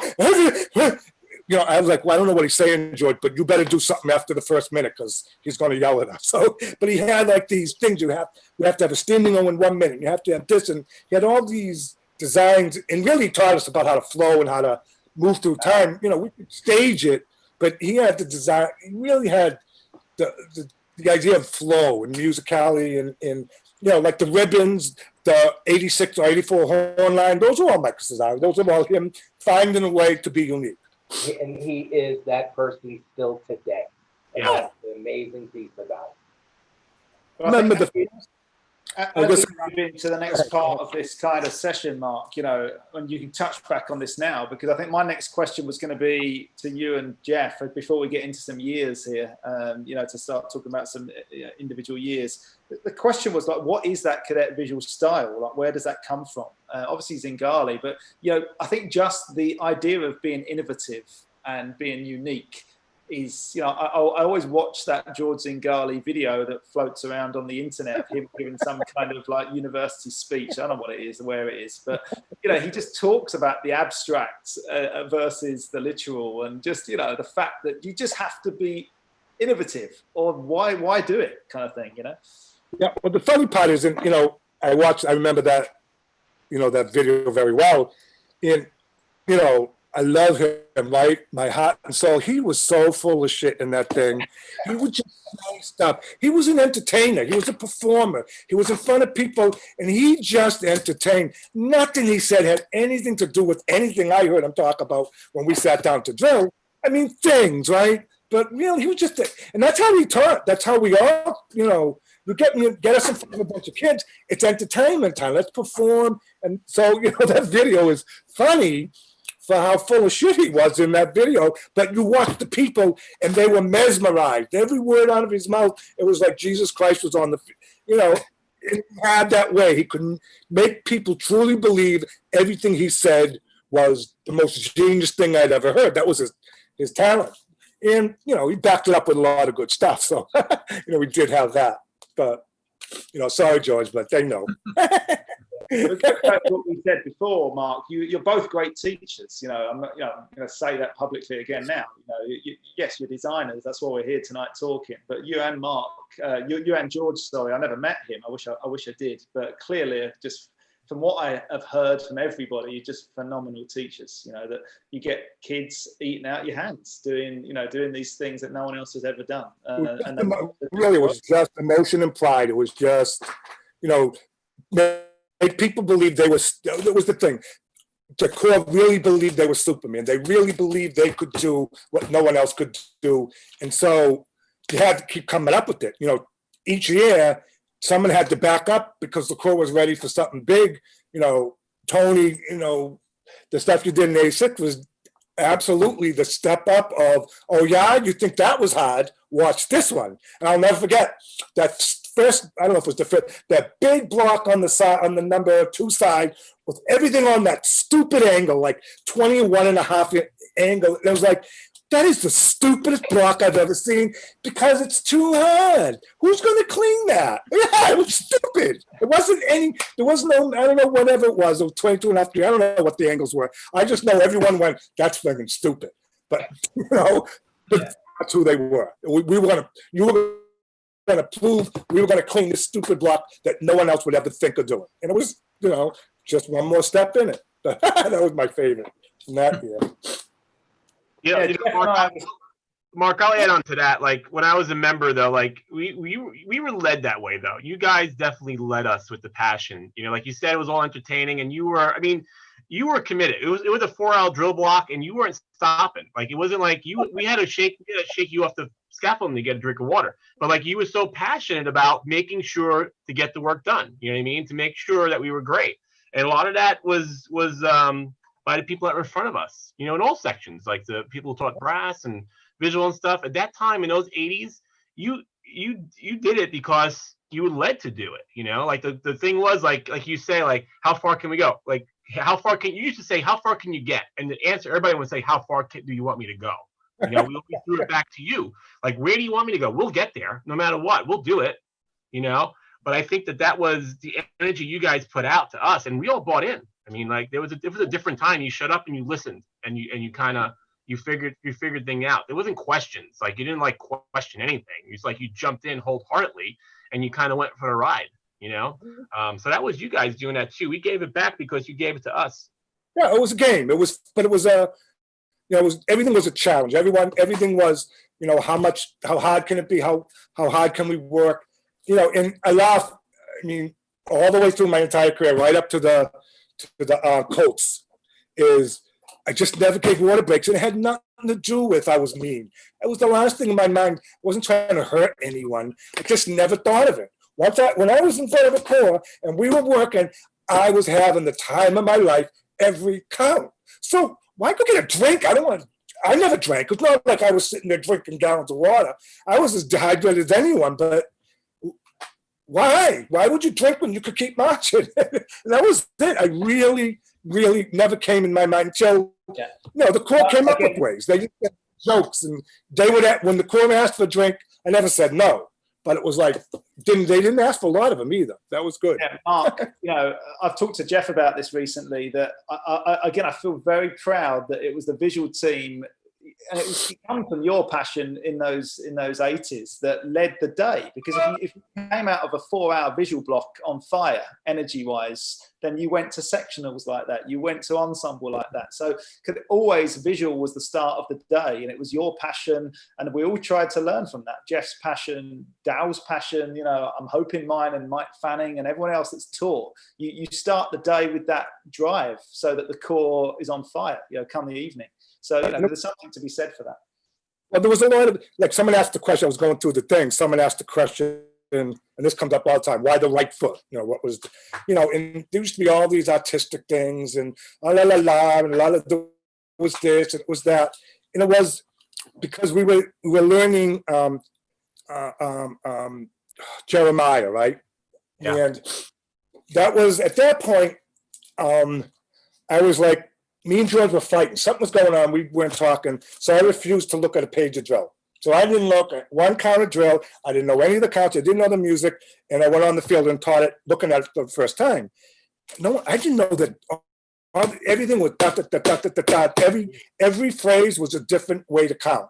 And it was all left, right, left. It was like, and I didn't know how to count it. So I didn't know how to teach it. Everyone was crazy, getting pissed off, and the Corps was getting all whatever. So, because they didn't know which phrase was going to be a left foot or a right foot, and it just got crazy.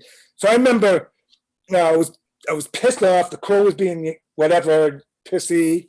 And I just got off the truck and went on the field, put him in the block, and said, all right, 1, 2, ready, go, take a step. And he took a step. I said, okay, now do it with your right foot. I said, okay. I said, go back on the field. Everything's on the right foot now. And everyone was huffing and puffing. And so the right foot was just me being pissed at the Corps and saying, you think that was hard? Now I'm going to fuck you up. You want to keep crying? Let's talk about crying. But then they was like, oh, yeah? You know, and that's where the right foot came from. There was no aesthetic to it. There was no, you know, creation thing. I wasn't even trying to be different than everyone. Although there was nothing better in 85, 6, 7, 8, 9, there was nothing better than retreat. And the Corps would go on the field and they'd be on the right foot. And you see all these Corps next to them getting out of step and getting back in because no one knew what was going on because we were on the right foot and it was fun. That's when it became like, oh, now that's why we're doing it, because we want to be different. It really became a thing after the fact. So yeah, Mark, you told me that story years ago, right? So like, and that's kind of developed into like, people ask that question, why the right foot? It's on here. And I know like the politically correct version was someone said, Zingali said, oh, of course the ballet world leads with the right foot. You know, that's kind of turned what it is. But the funny thing about that, I knew that story, you know, so I knew exactly what you said. Like the 85 had all the 3/8 bars and every other phrase, it changed left and right. So you just changed it, right? Crazy. Yeah. So listen, Dennis DeLucia on the broadcast asked me about the right foot. So I told him the story. I told him the true story. I said, you know, well, 85, there was so much mixed meter. Mark just wanted to switch it, you know, because everyone was getting confused. So he made his statement and switched it. So I said that on the broadcast. When we got done, Dennis goes to me, hey, you got that answer wrong. It's because he was telling me that it's because he stepped up on the ballet goes on the right foot. I go, yeah, that's the politically correct version, Dennis. That's not how it really happened. That was a guy performing for people and making cauliflowers out of nothing. Nothing to do with it. He didn't even know they were doing it. Matter of fact, no one even knew that the Corps was doing this except for me and the Corps. Matter of fact, that was part of the joke, was wait till see if anyone ever even figures out. Well, we weren't in step for the first month of the year anyway, so who could tell what foot we were on? Everything was a mess. That was But music. the worst part was the staff. Here's the visual staff down there trying to back you up on what you just said, because we had to stick together. We had to be on that same page. You said we're doing this, then we're doing it, and we had no idea that that's what you were going to. No, it was you. And who was the blonde kid's name? He was a ball. He was Grant. Grant, and you and John Muir. Yeah, that was great. That was fun. And I met, and you. God bless you guys. You learned how to get in the spaces. I was there and scream and whatever, and then you guys would run around and talk and say, I could see you guys. I was like, okay, I'm going to give him like 10 seconds, and then I'm going to yell at the Corps. And then you'd be chasing him, trying to give him a correction. It was fun. That was fun. Right, guys, we've got about 25 minutes left here. I'm going to leave some questions till the end, but I think we need to get into some specific years maybe and some specific drill moves. We've talked about 86 and we've obviously alluded to 87 a little bit, but Mark, I'm really keen, and Jeff as well, obviously, for marching that year, to hear a little bit about 87. I think especially if we don't talk about that dissolving company front and the story behind that, I think we'd be crazy here tonight. So maybe if we're going to start with looking at 87 through our years, please. Yeah, so 87 was, that was the first, because I would, George would write phrases and I would do, the subsets. But 87 was the year he let me actually do things like that weren't, left in space. And one of them was the freeform that was a page and a page with 32 counts or however many counts. There was no direction, there was no anything. But when they got there, they were going to be in a different order, except there was no, it was SSSS in the first page and SSS in the second page. So it wasn't even like there was anything except he said, you should do this and then do this. So, that took, it took a day. I had no problem spending a whole day on one move. That was never going to be a problem. It took more than a day, Mark. The point was, it was the beginning. That day was when we could finish it. Like we could get through and get there. But yeah, it would change all the time. It was, I remember Sully, there was people who could really run. And then there were people like, bro, just take baby steps and just get to this dot and the boys will do the work, And then as people, got the play of it, it was like it just became its own thing. And then, but the best one was the company front. And then like 200 counts later, there was a block in the backhand corner. And there was hundreds of counts. There was hundreds of counts. And I remember George said, just get him to the block. I was like, I was like, just listen to the music. But really, that was him setting me up. He was going to let me, because that was what I was good at, that kind of freezing. It was all musicality and the way the music went. And that's what I could feel. I knew how to capture that. So, took probably a couple of days to do that. And we just, I don't know how many sets we made up, 5 or 6 on the way, Jeffrey. I don't remember. At least 5 or 6. Yeah. Yeah. It took a long time, but it was, but it was, when you look at it, it had a breath no other drill had at the time. And it was because it was written on the field, and the Corps had a lot to do with it, because you watch people and it was like, ooh, he looks good. So it was kind of like Winter Guard staging, Tony, where, you knew who your stars were, who the best rifle. So it kind of went around the town, and then some kids were wanted to show off, and then it was like, okay, my turn to give me something. And so the Corps would compete for good drills, and that was 87 that was the beginning for me of, when I really had some space to do whatever, and he just left. He didn't even go to rehearsal, just left rehearsal and we did it. Yeah, I have that drill. I have those pages, and at the end of that front, it was a lot of counts. I thought it was like 64 counts or maybe more. And then there's a block in the back corner. I think it was like 150. I mean, it was a lot of counts. It was a lot of phrases in there.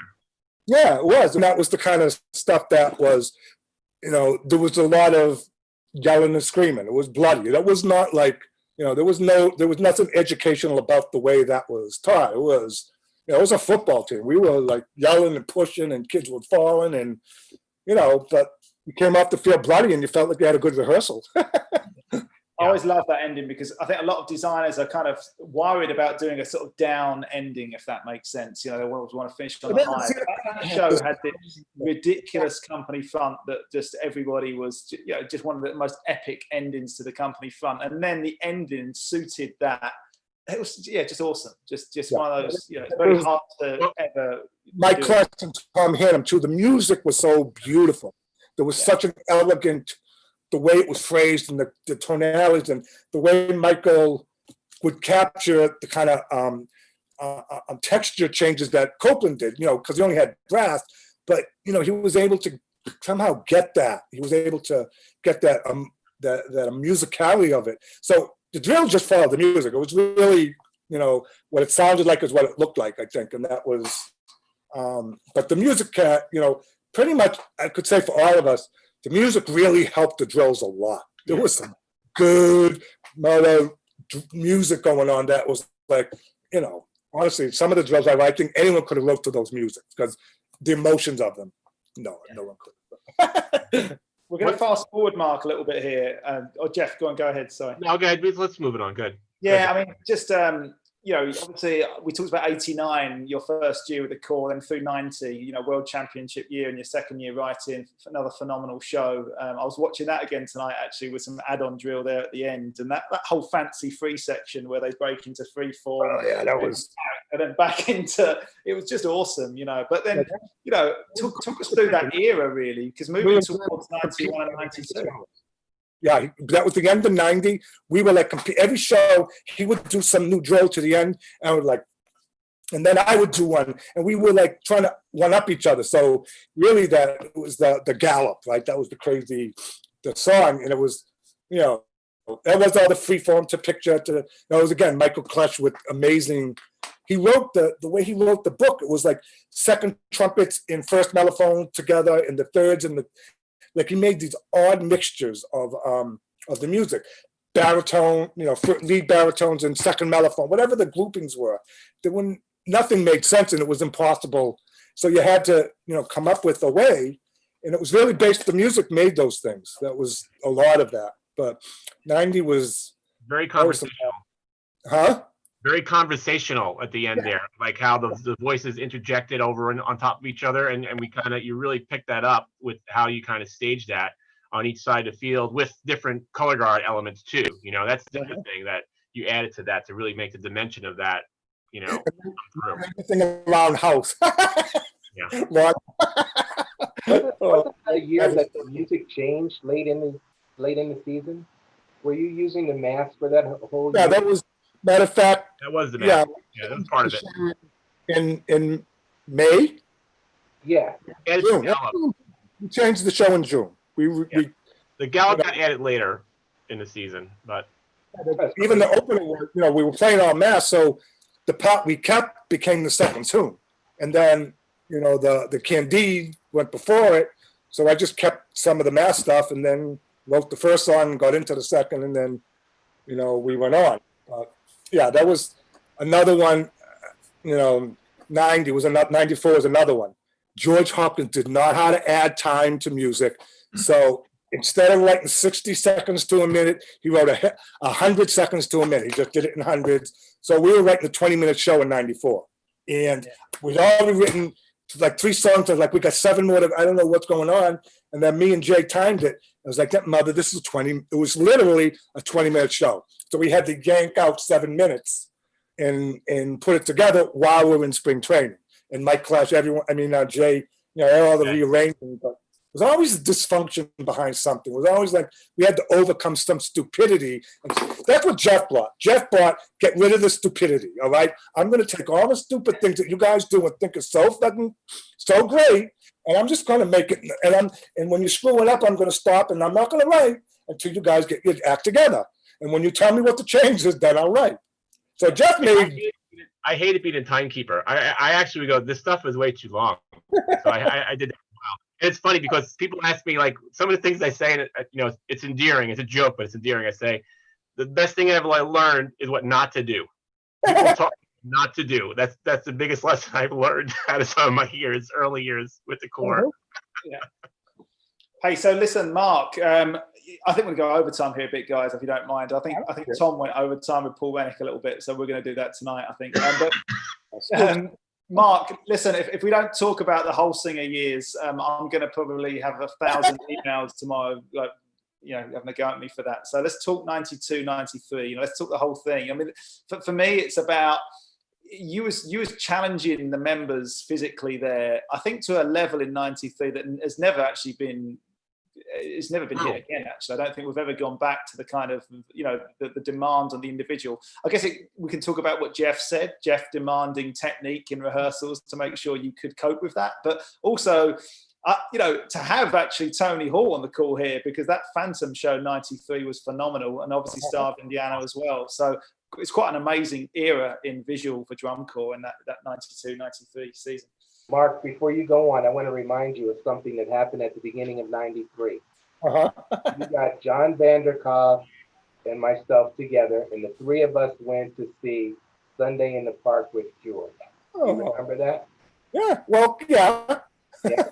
And the three of us spent the day together, and then for us to end that year, 1, 2, and 3, pretty fantastic. Yeah, it was. And it was, the whole Star Cadet thing, you could only, whatever people saw, you could only take that with a grain. I mean, one thing, and this is why I say this is what the Cats were great at, is 93, that crew went up into the Allentown, and they watched Star of Indiana, and when people were booing and yelling, the Cadets were fucking throwing babies because they saw how great it was. And I remember they came back, and it was like, we liked them, and because they knew how to. That's true. That's definitely true, right? Oh, yeah. Crazy. But it wasn't like they were intimidated. No. They just saw what it was. They heard what it was, and they was like, this is some stuff. So they were a fun corps. I think they took a little tougher than we did because, we'd won a bunch. So I think it was easier for us. If we didn't win, it wouldn't have killed us. But, it was such a respect. It was such a respect. And Phantom, with the goddamn the thing sided, I wanted to kill you. The crap stuff, like that bitch. I was so pissed. But anyway, yeah, those are great.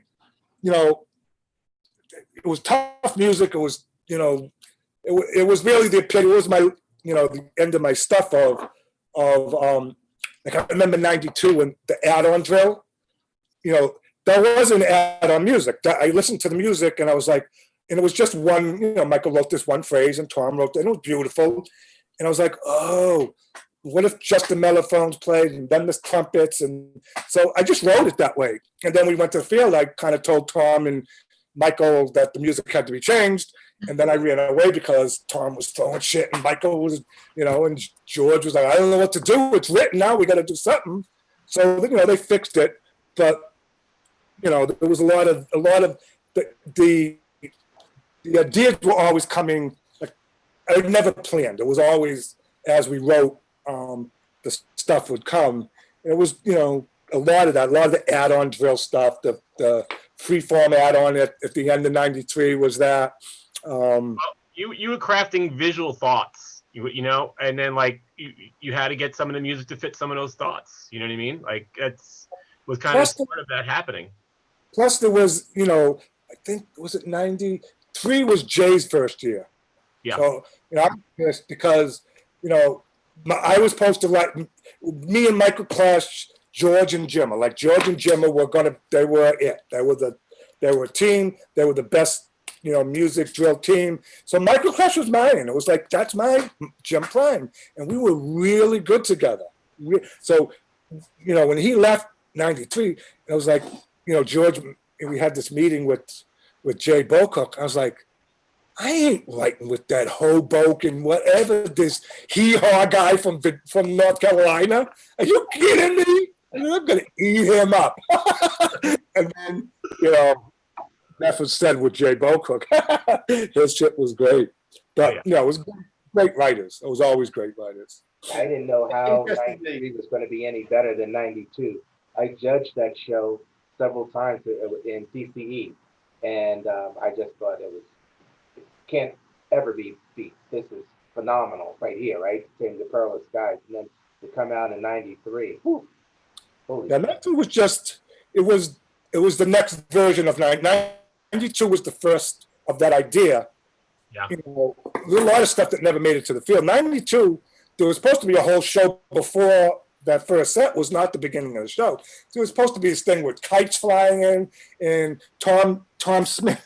We were going to have the Marines fly over. We had all this kites and planes and drones and whatever. There was supposed to be the beginning of hot air balloons. So, which obviously none of that shit made it to the show.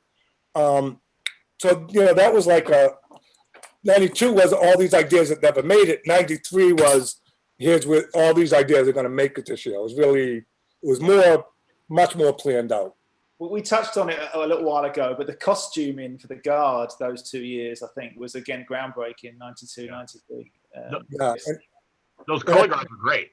They were great. Yeah, color. it was, you know, Emma McKee, and it was not Pride. Oh my God, my brain. It'll come to me. The Midwest one. Michael Gaines' first big color guard. Rosie came from. Anyways, everyone. Huh? Escapade. Escapade, yeah, of course, Escapade. Who else? One of the most exciting. And then there was a bunch of people from San Jose Raiders. So we had like the Bow Crew of the Bow Crew. And it was great because all these people competed in the winter. And then when it came to the court, it was like, I don't really give a shit where you come from or who you think is better than who. But right now, you know, we are who we are, and you're going to respect each other. I don't want to hear no bullshit about the winter.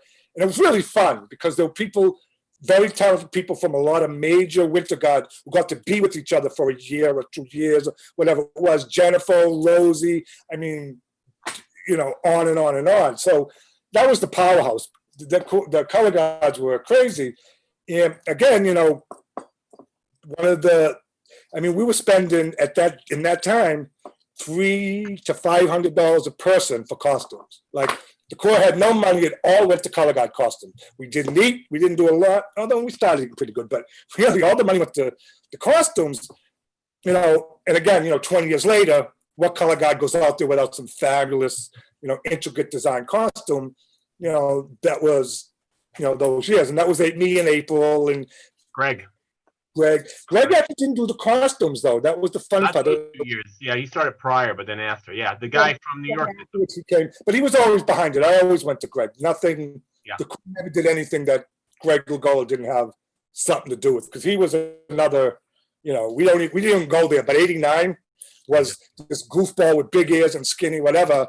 You know, writing this color guard stuff, and it was like, oh, then stop. Let's do this instead and bring the right. You know, a lot of it again was seeing what Greg was writing and then going, you know, push the corns over there. Let's bring the color guard up, because, you know, he brought, you know, the next level was Greg Lugola. What's that? Was 92 the first March year? with Jeff at Sunrise. Yeah, Greg and I marched together in Sunrise in '85. Yeah, me and George was actually with Sunrisers. We brought us in right at the end of the season, and you know, so he was like, oh, you know, that was the thing. Remember they had the gun with the rubber strap or whatever, and he would do that goofy thing. So I was like, I liked him. So that was what it was. We saw him in Sunrises and brought him over. That was exactly what it was. Mark, was 92 the first year the color guard used 7-foot flags at the end of the show after the silent feature? Yeah. That was that. Again, that, you know, and there's another one. So that was supposed to be this add-on drill. And then that was supposed to be like fortissimo, but we didn't have the horn line that year. You know, there was a building year. That wasn't the balls that, you know, they got a little bit later. So, you know, we kept trying. The effect never happened, and it was supposed to be as loud as you could play. And we brought out these big 7-foot flags, and you know, it was supposed to be a big power movement. And one day, Michael Clutch took the horn line and whatever, and he came back. And they did the thing, and all of a sudden they went to pianissimo on the thing, and he didn't tell anyone. He was like, "Yeah, you know, you think you can screw around? I'll show you." And it was like the best change to this day, the best change I've ever seen in drum corps, because it was the exact opposite, which made it twice as loud by being so soft. And the big flag actually had breath. You know, it was like, because it was supposed to be clouds or whatever. But that was Michael Klesch figuring out a way to make an effect, because we couldn't figure out, we had no way to make this an effect. You know, and that was Michael Klesch just tried every trick in the book until we went soft. And that was one of the good ones. And those flags are beautiful at the end, those cloud flags. That was the lady who used to do Sonora. I don't know if any the Winter Guard back in the day, she used to hand paint the flags for Billy Gerberg and, you know, all those guys, Jim. So we got her to paint those flags that year. And they were heavy as shit. 7-footed and heavy as a blanket. It was fun. Well, let's move into the sort of mid to late 90s here now with Jeff. You know, obviously we've talked about 95 already. Obviously Mark's still integral. Those years I marched, 96, 97, 98, it was always just a team there really with Mark in play. I don't want to talk about the props in 96 too much, but let's get into those years, Jeff. I mean, 97 I remember that being just a huge amount of drill and notes. It was like, we may not have ran as much as 93, but my God, did we play a lot of notes that year and march a lot of drill. And then into 98 was a culmination, actually. For me, I aged out 98 with so many veterans. Like, there were so many phenomenal age outs in 98 I remember, like Jason Bentley, you know, like Jana Anderson, like Tyson, you know, like there's so many, like Mike Esham and whatnot, just so many. Marching with Derek Gibson, all that crowd that are now kind of all on staff all over DCI in that era. And 97, again, the color guard, they just never stopped spinning. You know, when I was in a rehearsal and I put my horn down to parade rest, listening to a comment, the guard just carried on spinning all day, you know, and they were just phenomenal corps back then. And the staff we had, you know, I'm thinking of the guard staff back then, you know, just phenomenal in those years. Keith Potter writing some of the equipment with Greg Lagola, you know. So it took me through those years, Jeff, and how it was writing. Like I said earlier, like I wanted to figure it out and have it be more efficient for the corps. So like I would kind of spend the time and, you know, and I maybe, you know, we were always trying to figure things out. And Mark was really, he like backed me with when it came to like the team, you know, he was like my big brother and made sure that I was kind of protected and didn't let anybody kind of, you know, get to me. You know, there's always being the new person in, everyone kind of want to dictate, I guess, you know. So I had that, but you know, for me, I'm pretty thick-skinned. I'm from New York, so I never really kind of let that stuff get to me. Like I would have, you know, brass guys say, "Hey, you got to make sure the horn line's up front," and I'd have like April saying, "Hey, the horn line needs to be off the field. The guard needs to be up front," and then like the drums would say, "Hey, make sure the drums are up here," and like you have 150 people all on the front sideline. You know what I mean? Like I would get that information, and I think I was pretty good at funneling it and not kind of like obsessing about it, like. And when I worked, I took the information and then I went in the corner and I didn't really talk to anybody and I did my thing. And then I would really kind of talk to Mark, you know, like one-on-one and stuff and show him some stuff, but I never let anybody in because I didn't really want to put myself out to be micromanaged, you know. I thought that was going to be an issue down the line. And it was also not going to develop me to be the writer that I wanted to be for the corps. So like even that very first year, we got into some headbutting right early on at spring training in terms of like what was supposed to be happening, what was supposed to be presented. Like I remember living on the bus with the guard people years before and having them complain or say their, you know, what their issues were with they don't have a voice here and there. So I remember all winter I would talk to the color guard design team about what I'm going to do and send it to them and show them. And I felt like when we got to spring training, we didn't connect. Like they went off and did their own thing. And we had like a big fight. It was like a turning moment in my life in that spring training where we did 2 tunes and what I had set up for the color guard, it wasn't being written what we talked about. It kind of was separate. It was like, well, they'll figure it out. Mark said, we'll work it out. But it was really a stressful time for me because I had George yelling at me saying like, well, don't you talk to these guys? Don't you do this and that? I says, yes, I made a video for these guys when they first learned and I showed them everything. I had everything all written down from December to whatever, all the meetings I had. I did all these things, you know? So I really worked hard at being a communicator. And I think that kind of helped the situation in the long term because because I think we got things done faster, but I really kind of stood my ground. And I remember being shut out of a meeting at spring training once, and I wanted to get in there. April said, no, you can't come in here. We're talking, it was like George, Mark, and so I said, fine, I'll go back. And then when everybody came out, I told Mark and April, I said, if I'm ever shut out of a meeting again, I am gone. I will not be back here again. If I'm going to be part of this team, then you're all going to respect me for the person who I am and make sure I'm in that meeting. And I think it was different from that point on. I think it was different because I'm pretty easygoing. I think I'm easy to get along with. I'm not a pushover, but I'll step the other way if someone wants to do something. You know what I mean? Like I'll kind of like I can take a step back if need to be. Plus, how many people were there? But I definitely remember a point in time where I kind of had to stand my ground or I had to walk the other way. And hopefully I thought that gave some respect for myself, and I felt from that point on I can actually do things a little less stressed out. Obviously every count writing a catch show is stressful. I shouldn't say that, but it's one of those things you kind of have to work through it. And I think that from those early moments I learned a lot about what I wanted to do and what I wanted to say, and Mark supported me along the way with all that through George Hopkins and anybody else. And I think he knew that I had a plan, and I had like a vision of what I wanted to be, and he was always supportive of that. And he would always add his 2 cents, and I would take it as gold, and I would try to run with it if I can. And I think it was vice versa. Anything I kind of wanted to do, he was always say, yeah, so let's do that. Like I would show him drill sections in years later, like, hey, I'm trying to develop this idea. I don't have enough counts. He said, we'll get the counts. Don't worry about it. Let's see what it is. Like, tell me what you're doing, and how you want to do it. So a lot of times I would do that. And it got to a point where, Jay would kind of like leave the ends of tunes open to know that I need to kind of flex my muscles. And like George would say, Hop would say, hey, we're at the end of the open here. And like, for me, it was like, the end of the opener was like, that's where we're going to slam dunk. It's like, we're going to get into it. We're going to crank up the tempo to 190, 200 beats.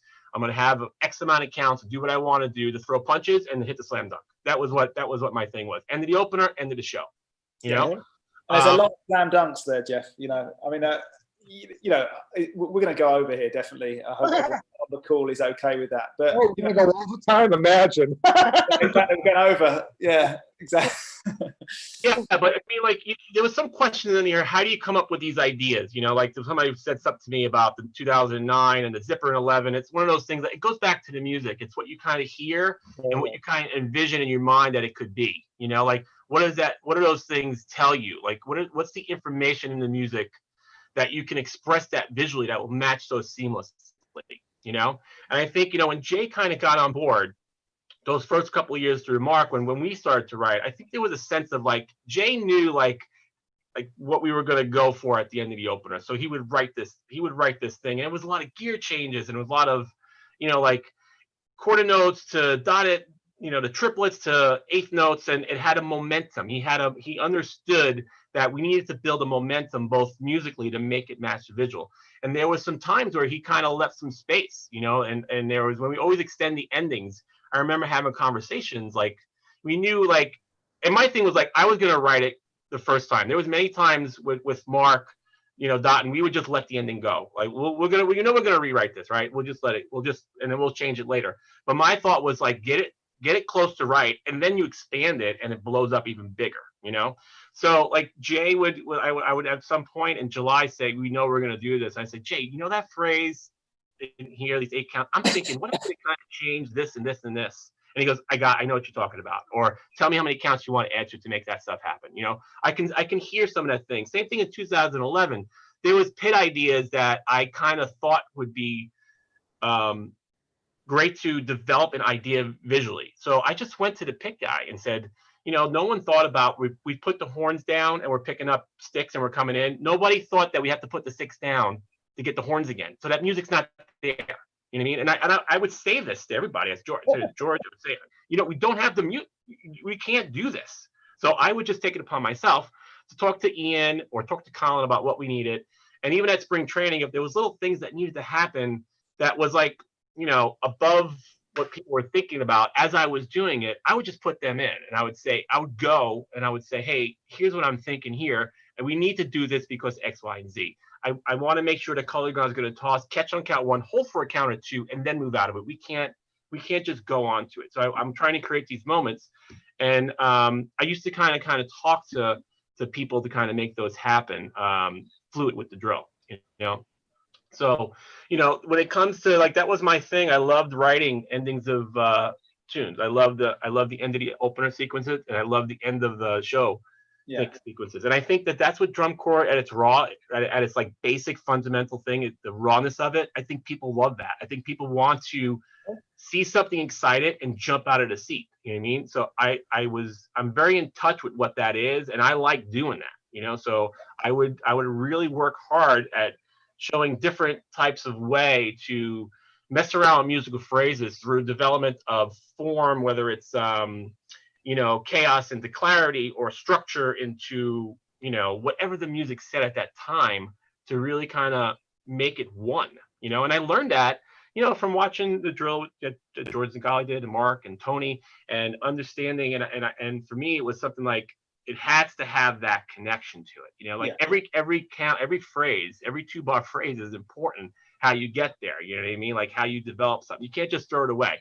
You know, you watch drill sometime, and it's like, wow, that's a great 24 count segment, right? But then you look at something, but what happened the next 16 counts? I mean, what's like this throwaway phrases that don't have any kind of you know, build or momentum to something else, whether it's transitional or not. You can say the word transition, but there has to be something to that makes it intriguing and developmental to the next idea.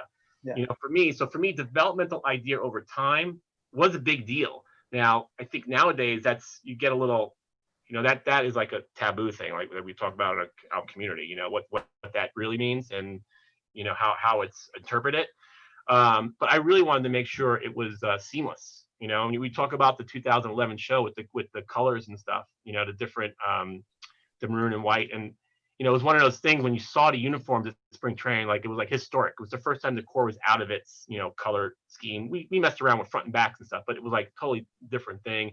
And the way to orchestrate with the idea of how to make it interesting for 12 minutes, the change in its color, whether it's pairings or it's every other, or it's, you know, I did stuff with quartets, and I did stuff with different, and then we add the character on top of it, you know, the motivational character of, you know, what does it mean to be a demon? What does it mean to be an angel? You know, you add the layer of the texture on top of that, and you work within a different construct than you normally would, which is what made that show so special. Just like when we started doing props, it was like, you know, I'm going to work within the environment, and I'm going to look at it as a positive, you know, working around something, you know, in the mid 90s, you know, was no one was really kind of doing. You know, you just kind of go, what's the next thing? So, you know, this is what I was going to talk to you about next, because when you write 20 shows for a Corps like you have done, you've obviously worked through 3 decades. You know, to have a show like 98, for example, then move on, kind of reinvent ourselves, come out, you know, in 2000, reinvent ourselves again. I mean, 2005 again is just a phenomenal, groundbreaking show, to the point. Yeah, again, competition isn't everything, but there wasn't a single sub caption, you know, that didn't go our way that year, which is phenomenal. And like I say, competition isn't everything, because there's been years when I've taught visual marching wise, and you think you're going to be fabulous because the kids move so well, but you kind of place where the Corps places, wherever that might be. You know, anyway, that's another conversation. But you know, we've reinvented ourselves so many times, and again, from 2005 to 2011, all yourself, Jeff, as well, with obviously Mark's input and other creative people, you know, behind the scenes. But you know, I want to thank you for giving members the vehicle to get the crowd on their feet. You know, when you talked just then, it reminded me when I marched in '98. I knew I had a vehicle, like Mark might tell us at the gate, get that audience off their bums, you know, get them on their feet. They haven't been on their feet all night, entertain them. So we'd go out there in the opener in '98. And before we'd even finished the opener, we had that spiral, you know, coming into the block, and the crowd would just lose their, you know, I'm not going to swear, you know, they lose it. And then at the end of the opener, another amazing visual sequence. And then towards the end of the season, we put the big ending on. And there's actually a video circulating YouTube of I think you and Sully up in the box and April just losing your minds at the end of the show in '98 at Allentown. You know, so thank you, you know, for giving us as members the vehicle to go and entertain and enjoy ourselves as well, you know. But anyway, Yeah. yeah, if you could talk through those 3 kind of decades, where you was involved, with the Corps reinventing themselves. And of course, there are other groups that contribute to that. I'm thinking of Cavaliers with Michael Gaines in the early 2000s. You've got to reinvent yourself to keep up. Yeah, I mean, obviously, for me, it's a little nerve-wracking, like all those years, and even now. I mean, even to this day, I mean, I'm still. I mean, I write for Carolina Crown, but it's a little nerve-wracking to kind of try to sit and figure out what is the thing that's going to get people to go crazy. What are the things that are going to get everybody in the audience on your side? Because that's what it comes down to, right? You want to entertain, but you want to walk out of that stadium, whether you win, lose, or draw. You want people to say that was a great drum corps. You know what I mean? It doesn't matter where you place. You want people to say, man, you got to go check out so and so because they're awesome. And that's the challenge, because for what we do as designers here, visual designers and stuff, it's like it comes down to us really, like the last straw there, right? We have to take everybody else's work and we got to kind of formulate it and figure it out and kind of present it to an audience in such a fashion that it's has different emotional highs and lows and communicates, right? And we have to kind of work through all the angles to make that happen. So Mark always said to me, no one's going to tell you this, but your job as a cadet drill writer is the hardest job that anyone has. Just saying it is our job was always to make sure every section had a chance to do their caption. So it wasn't just great music. We had to make sure the color guard had a shot, the drums had a shot, everyone had to have a shot. So it wasn't just, whatever we wanted to do. It was whatever we wanted to do, but there was always a mind of we have to take care of every section.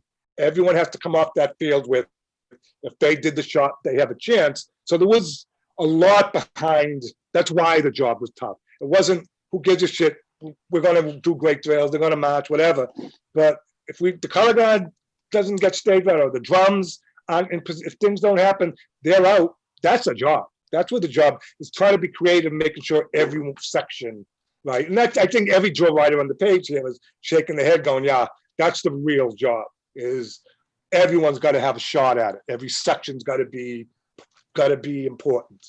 And that's what makes your job crazy. It's what makes you like stay up all night. Is that good enough for them? It wasn't just our thing.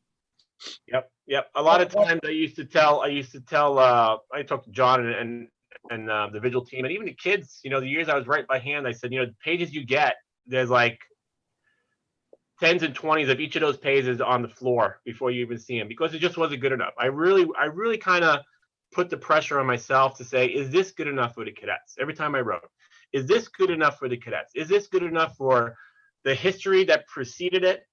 For it to be acceptable for the time it was. That's really how I approached it. I wanted to make sure that everything that I gave out to the drum corps was at such a level that it could be represented within the history of what that corps did. Now going back to where, from 1980 when the corps started to make their rise to, the long success they've had, I've always had that in the back of my mind when I kind of sat down and would write a page of drill. So, I stressed out about it a lot. But when it was done, it was a joy to kind of be with the kids and see them perform it and watch them grow through a summer. Yeah, it leads us on to, you talk about endings of shows, endings of openers, etc. Alejandro asked about sort of favorite moments, and I do want to come on to 2008. It seems to be circling the internet quite a lot. The end of that show, it just comes at you and it comes at you, Jeff. And I know that is a personal favorite of yours. I think the end of that show. We talked about Mark and the demand in '93, but that ending in 2008 was pretty phenomenal. Do you want to talk through that a little bit?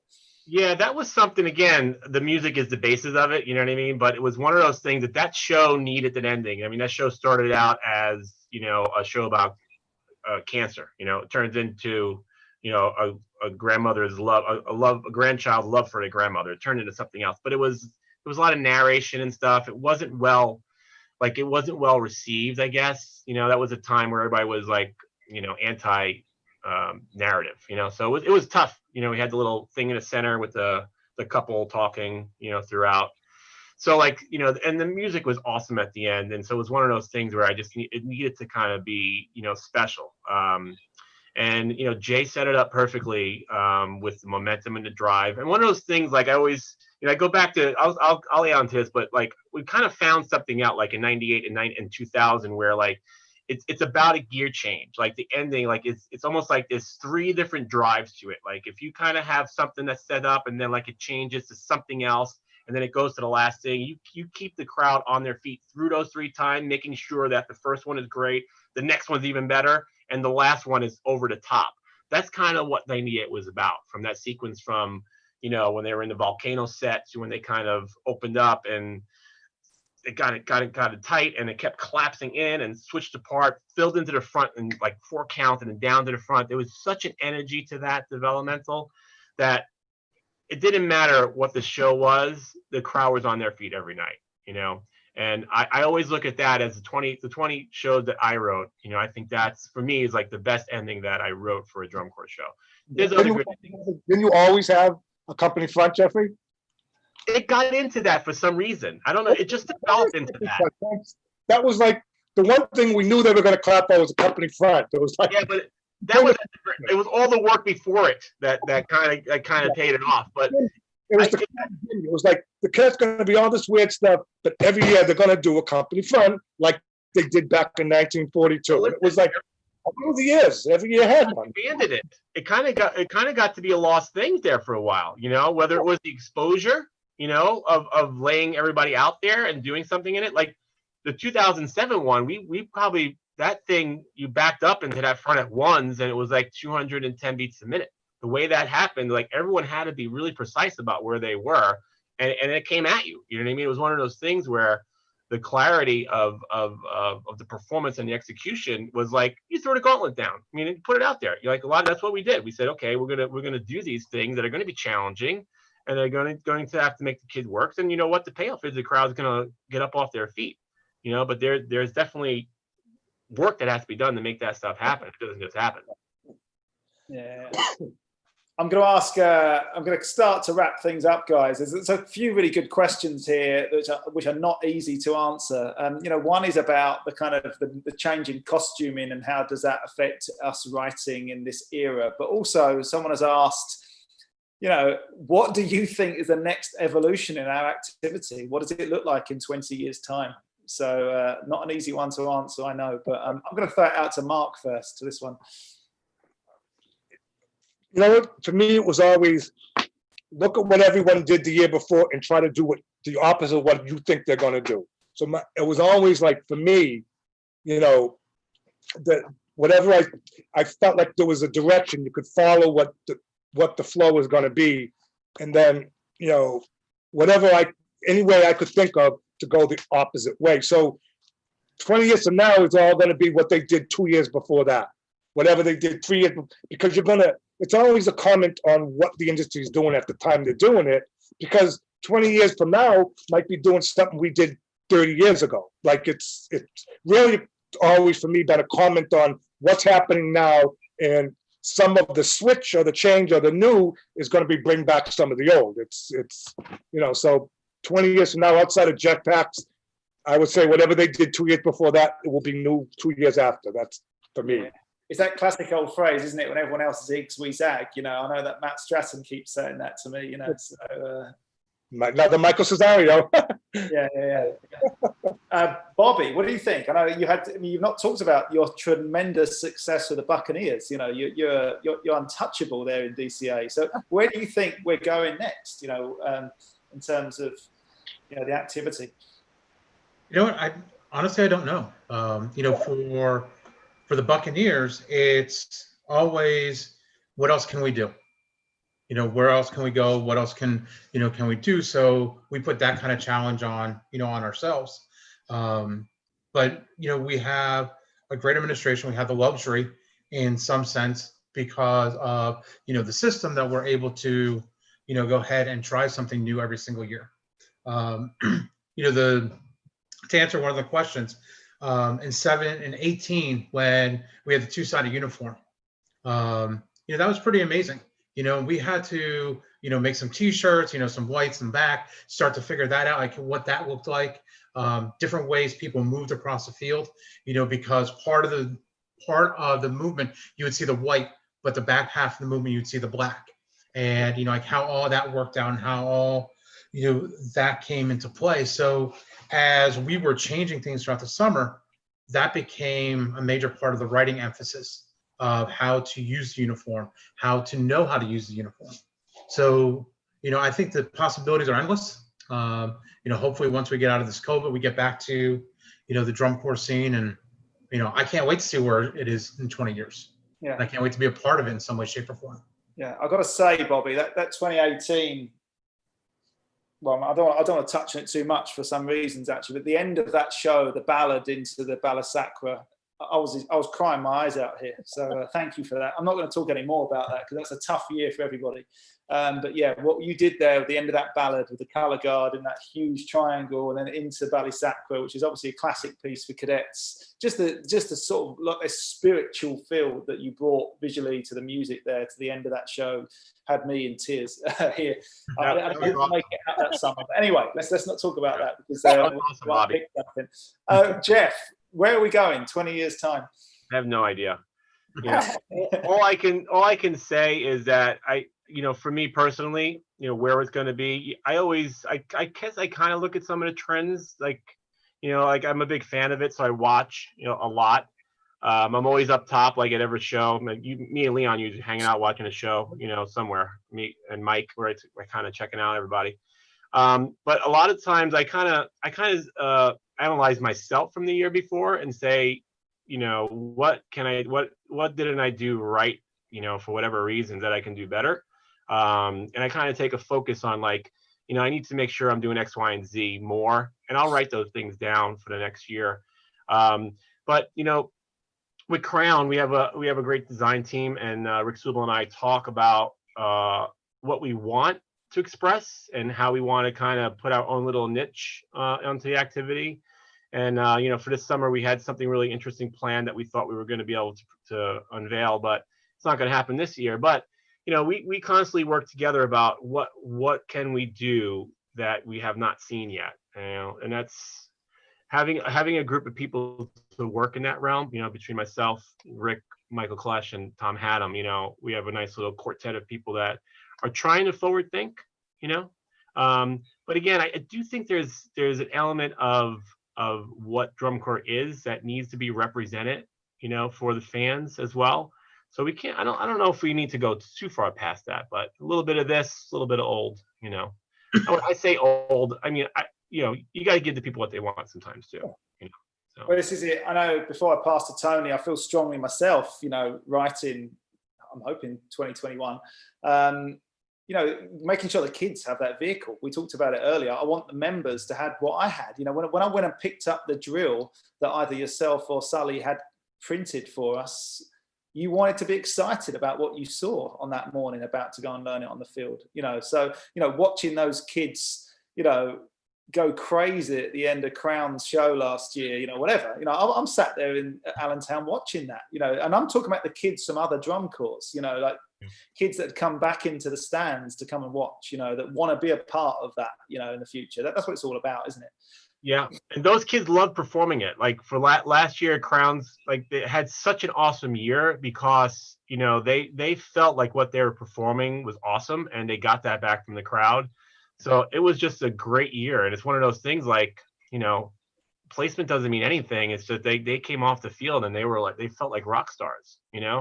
And that's I think that's what we all, at least that we always did that at the cadets. We wanted it to be like that, and that's my thinking about when I kind of sit down and think about how is the tune going to develop. Is I kind of want to make sure that the kids enjoy it and the crowd's going to enjoy it. So what that is 20 years from now, I'm not really sure. I do hope that I'm going to still be doing it, obviously, but who knows? I don't know. I might be doing taxes or something like that. Who knows with this COVID thing? Or Can you do mine?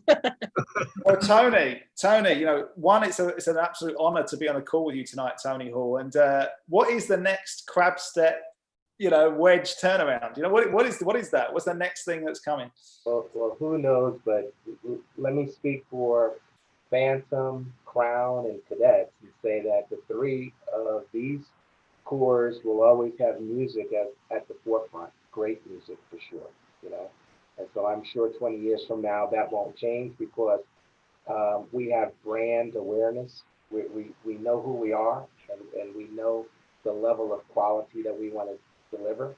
and we always think about our fans. Our fans are foremost in our thoughts, and whatever we put together, it's for them.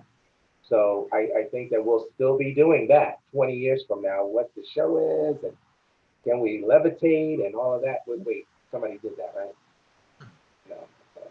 No.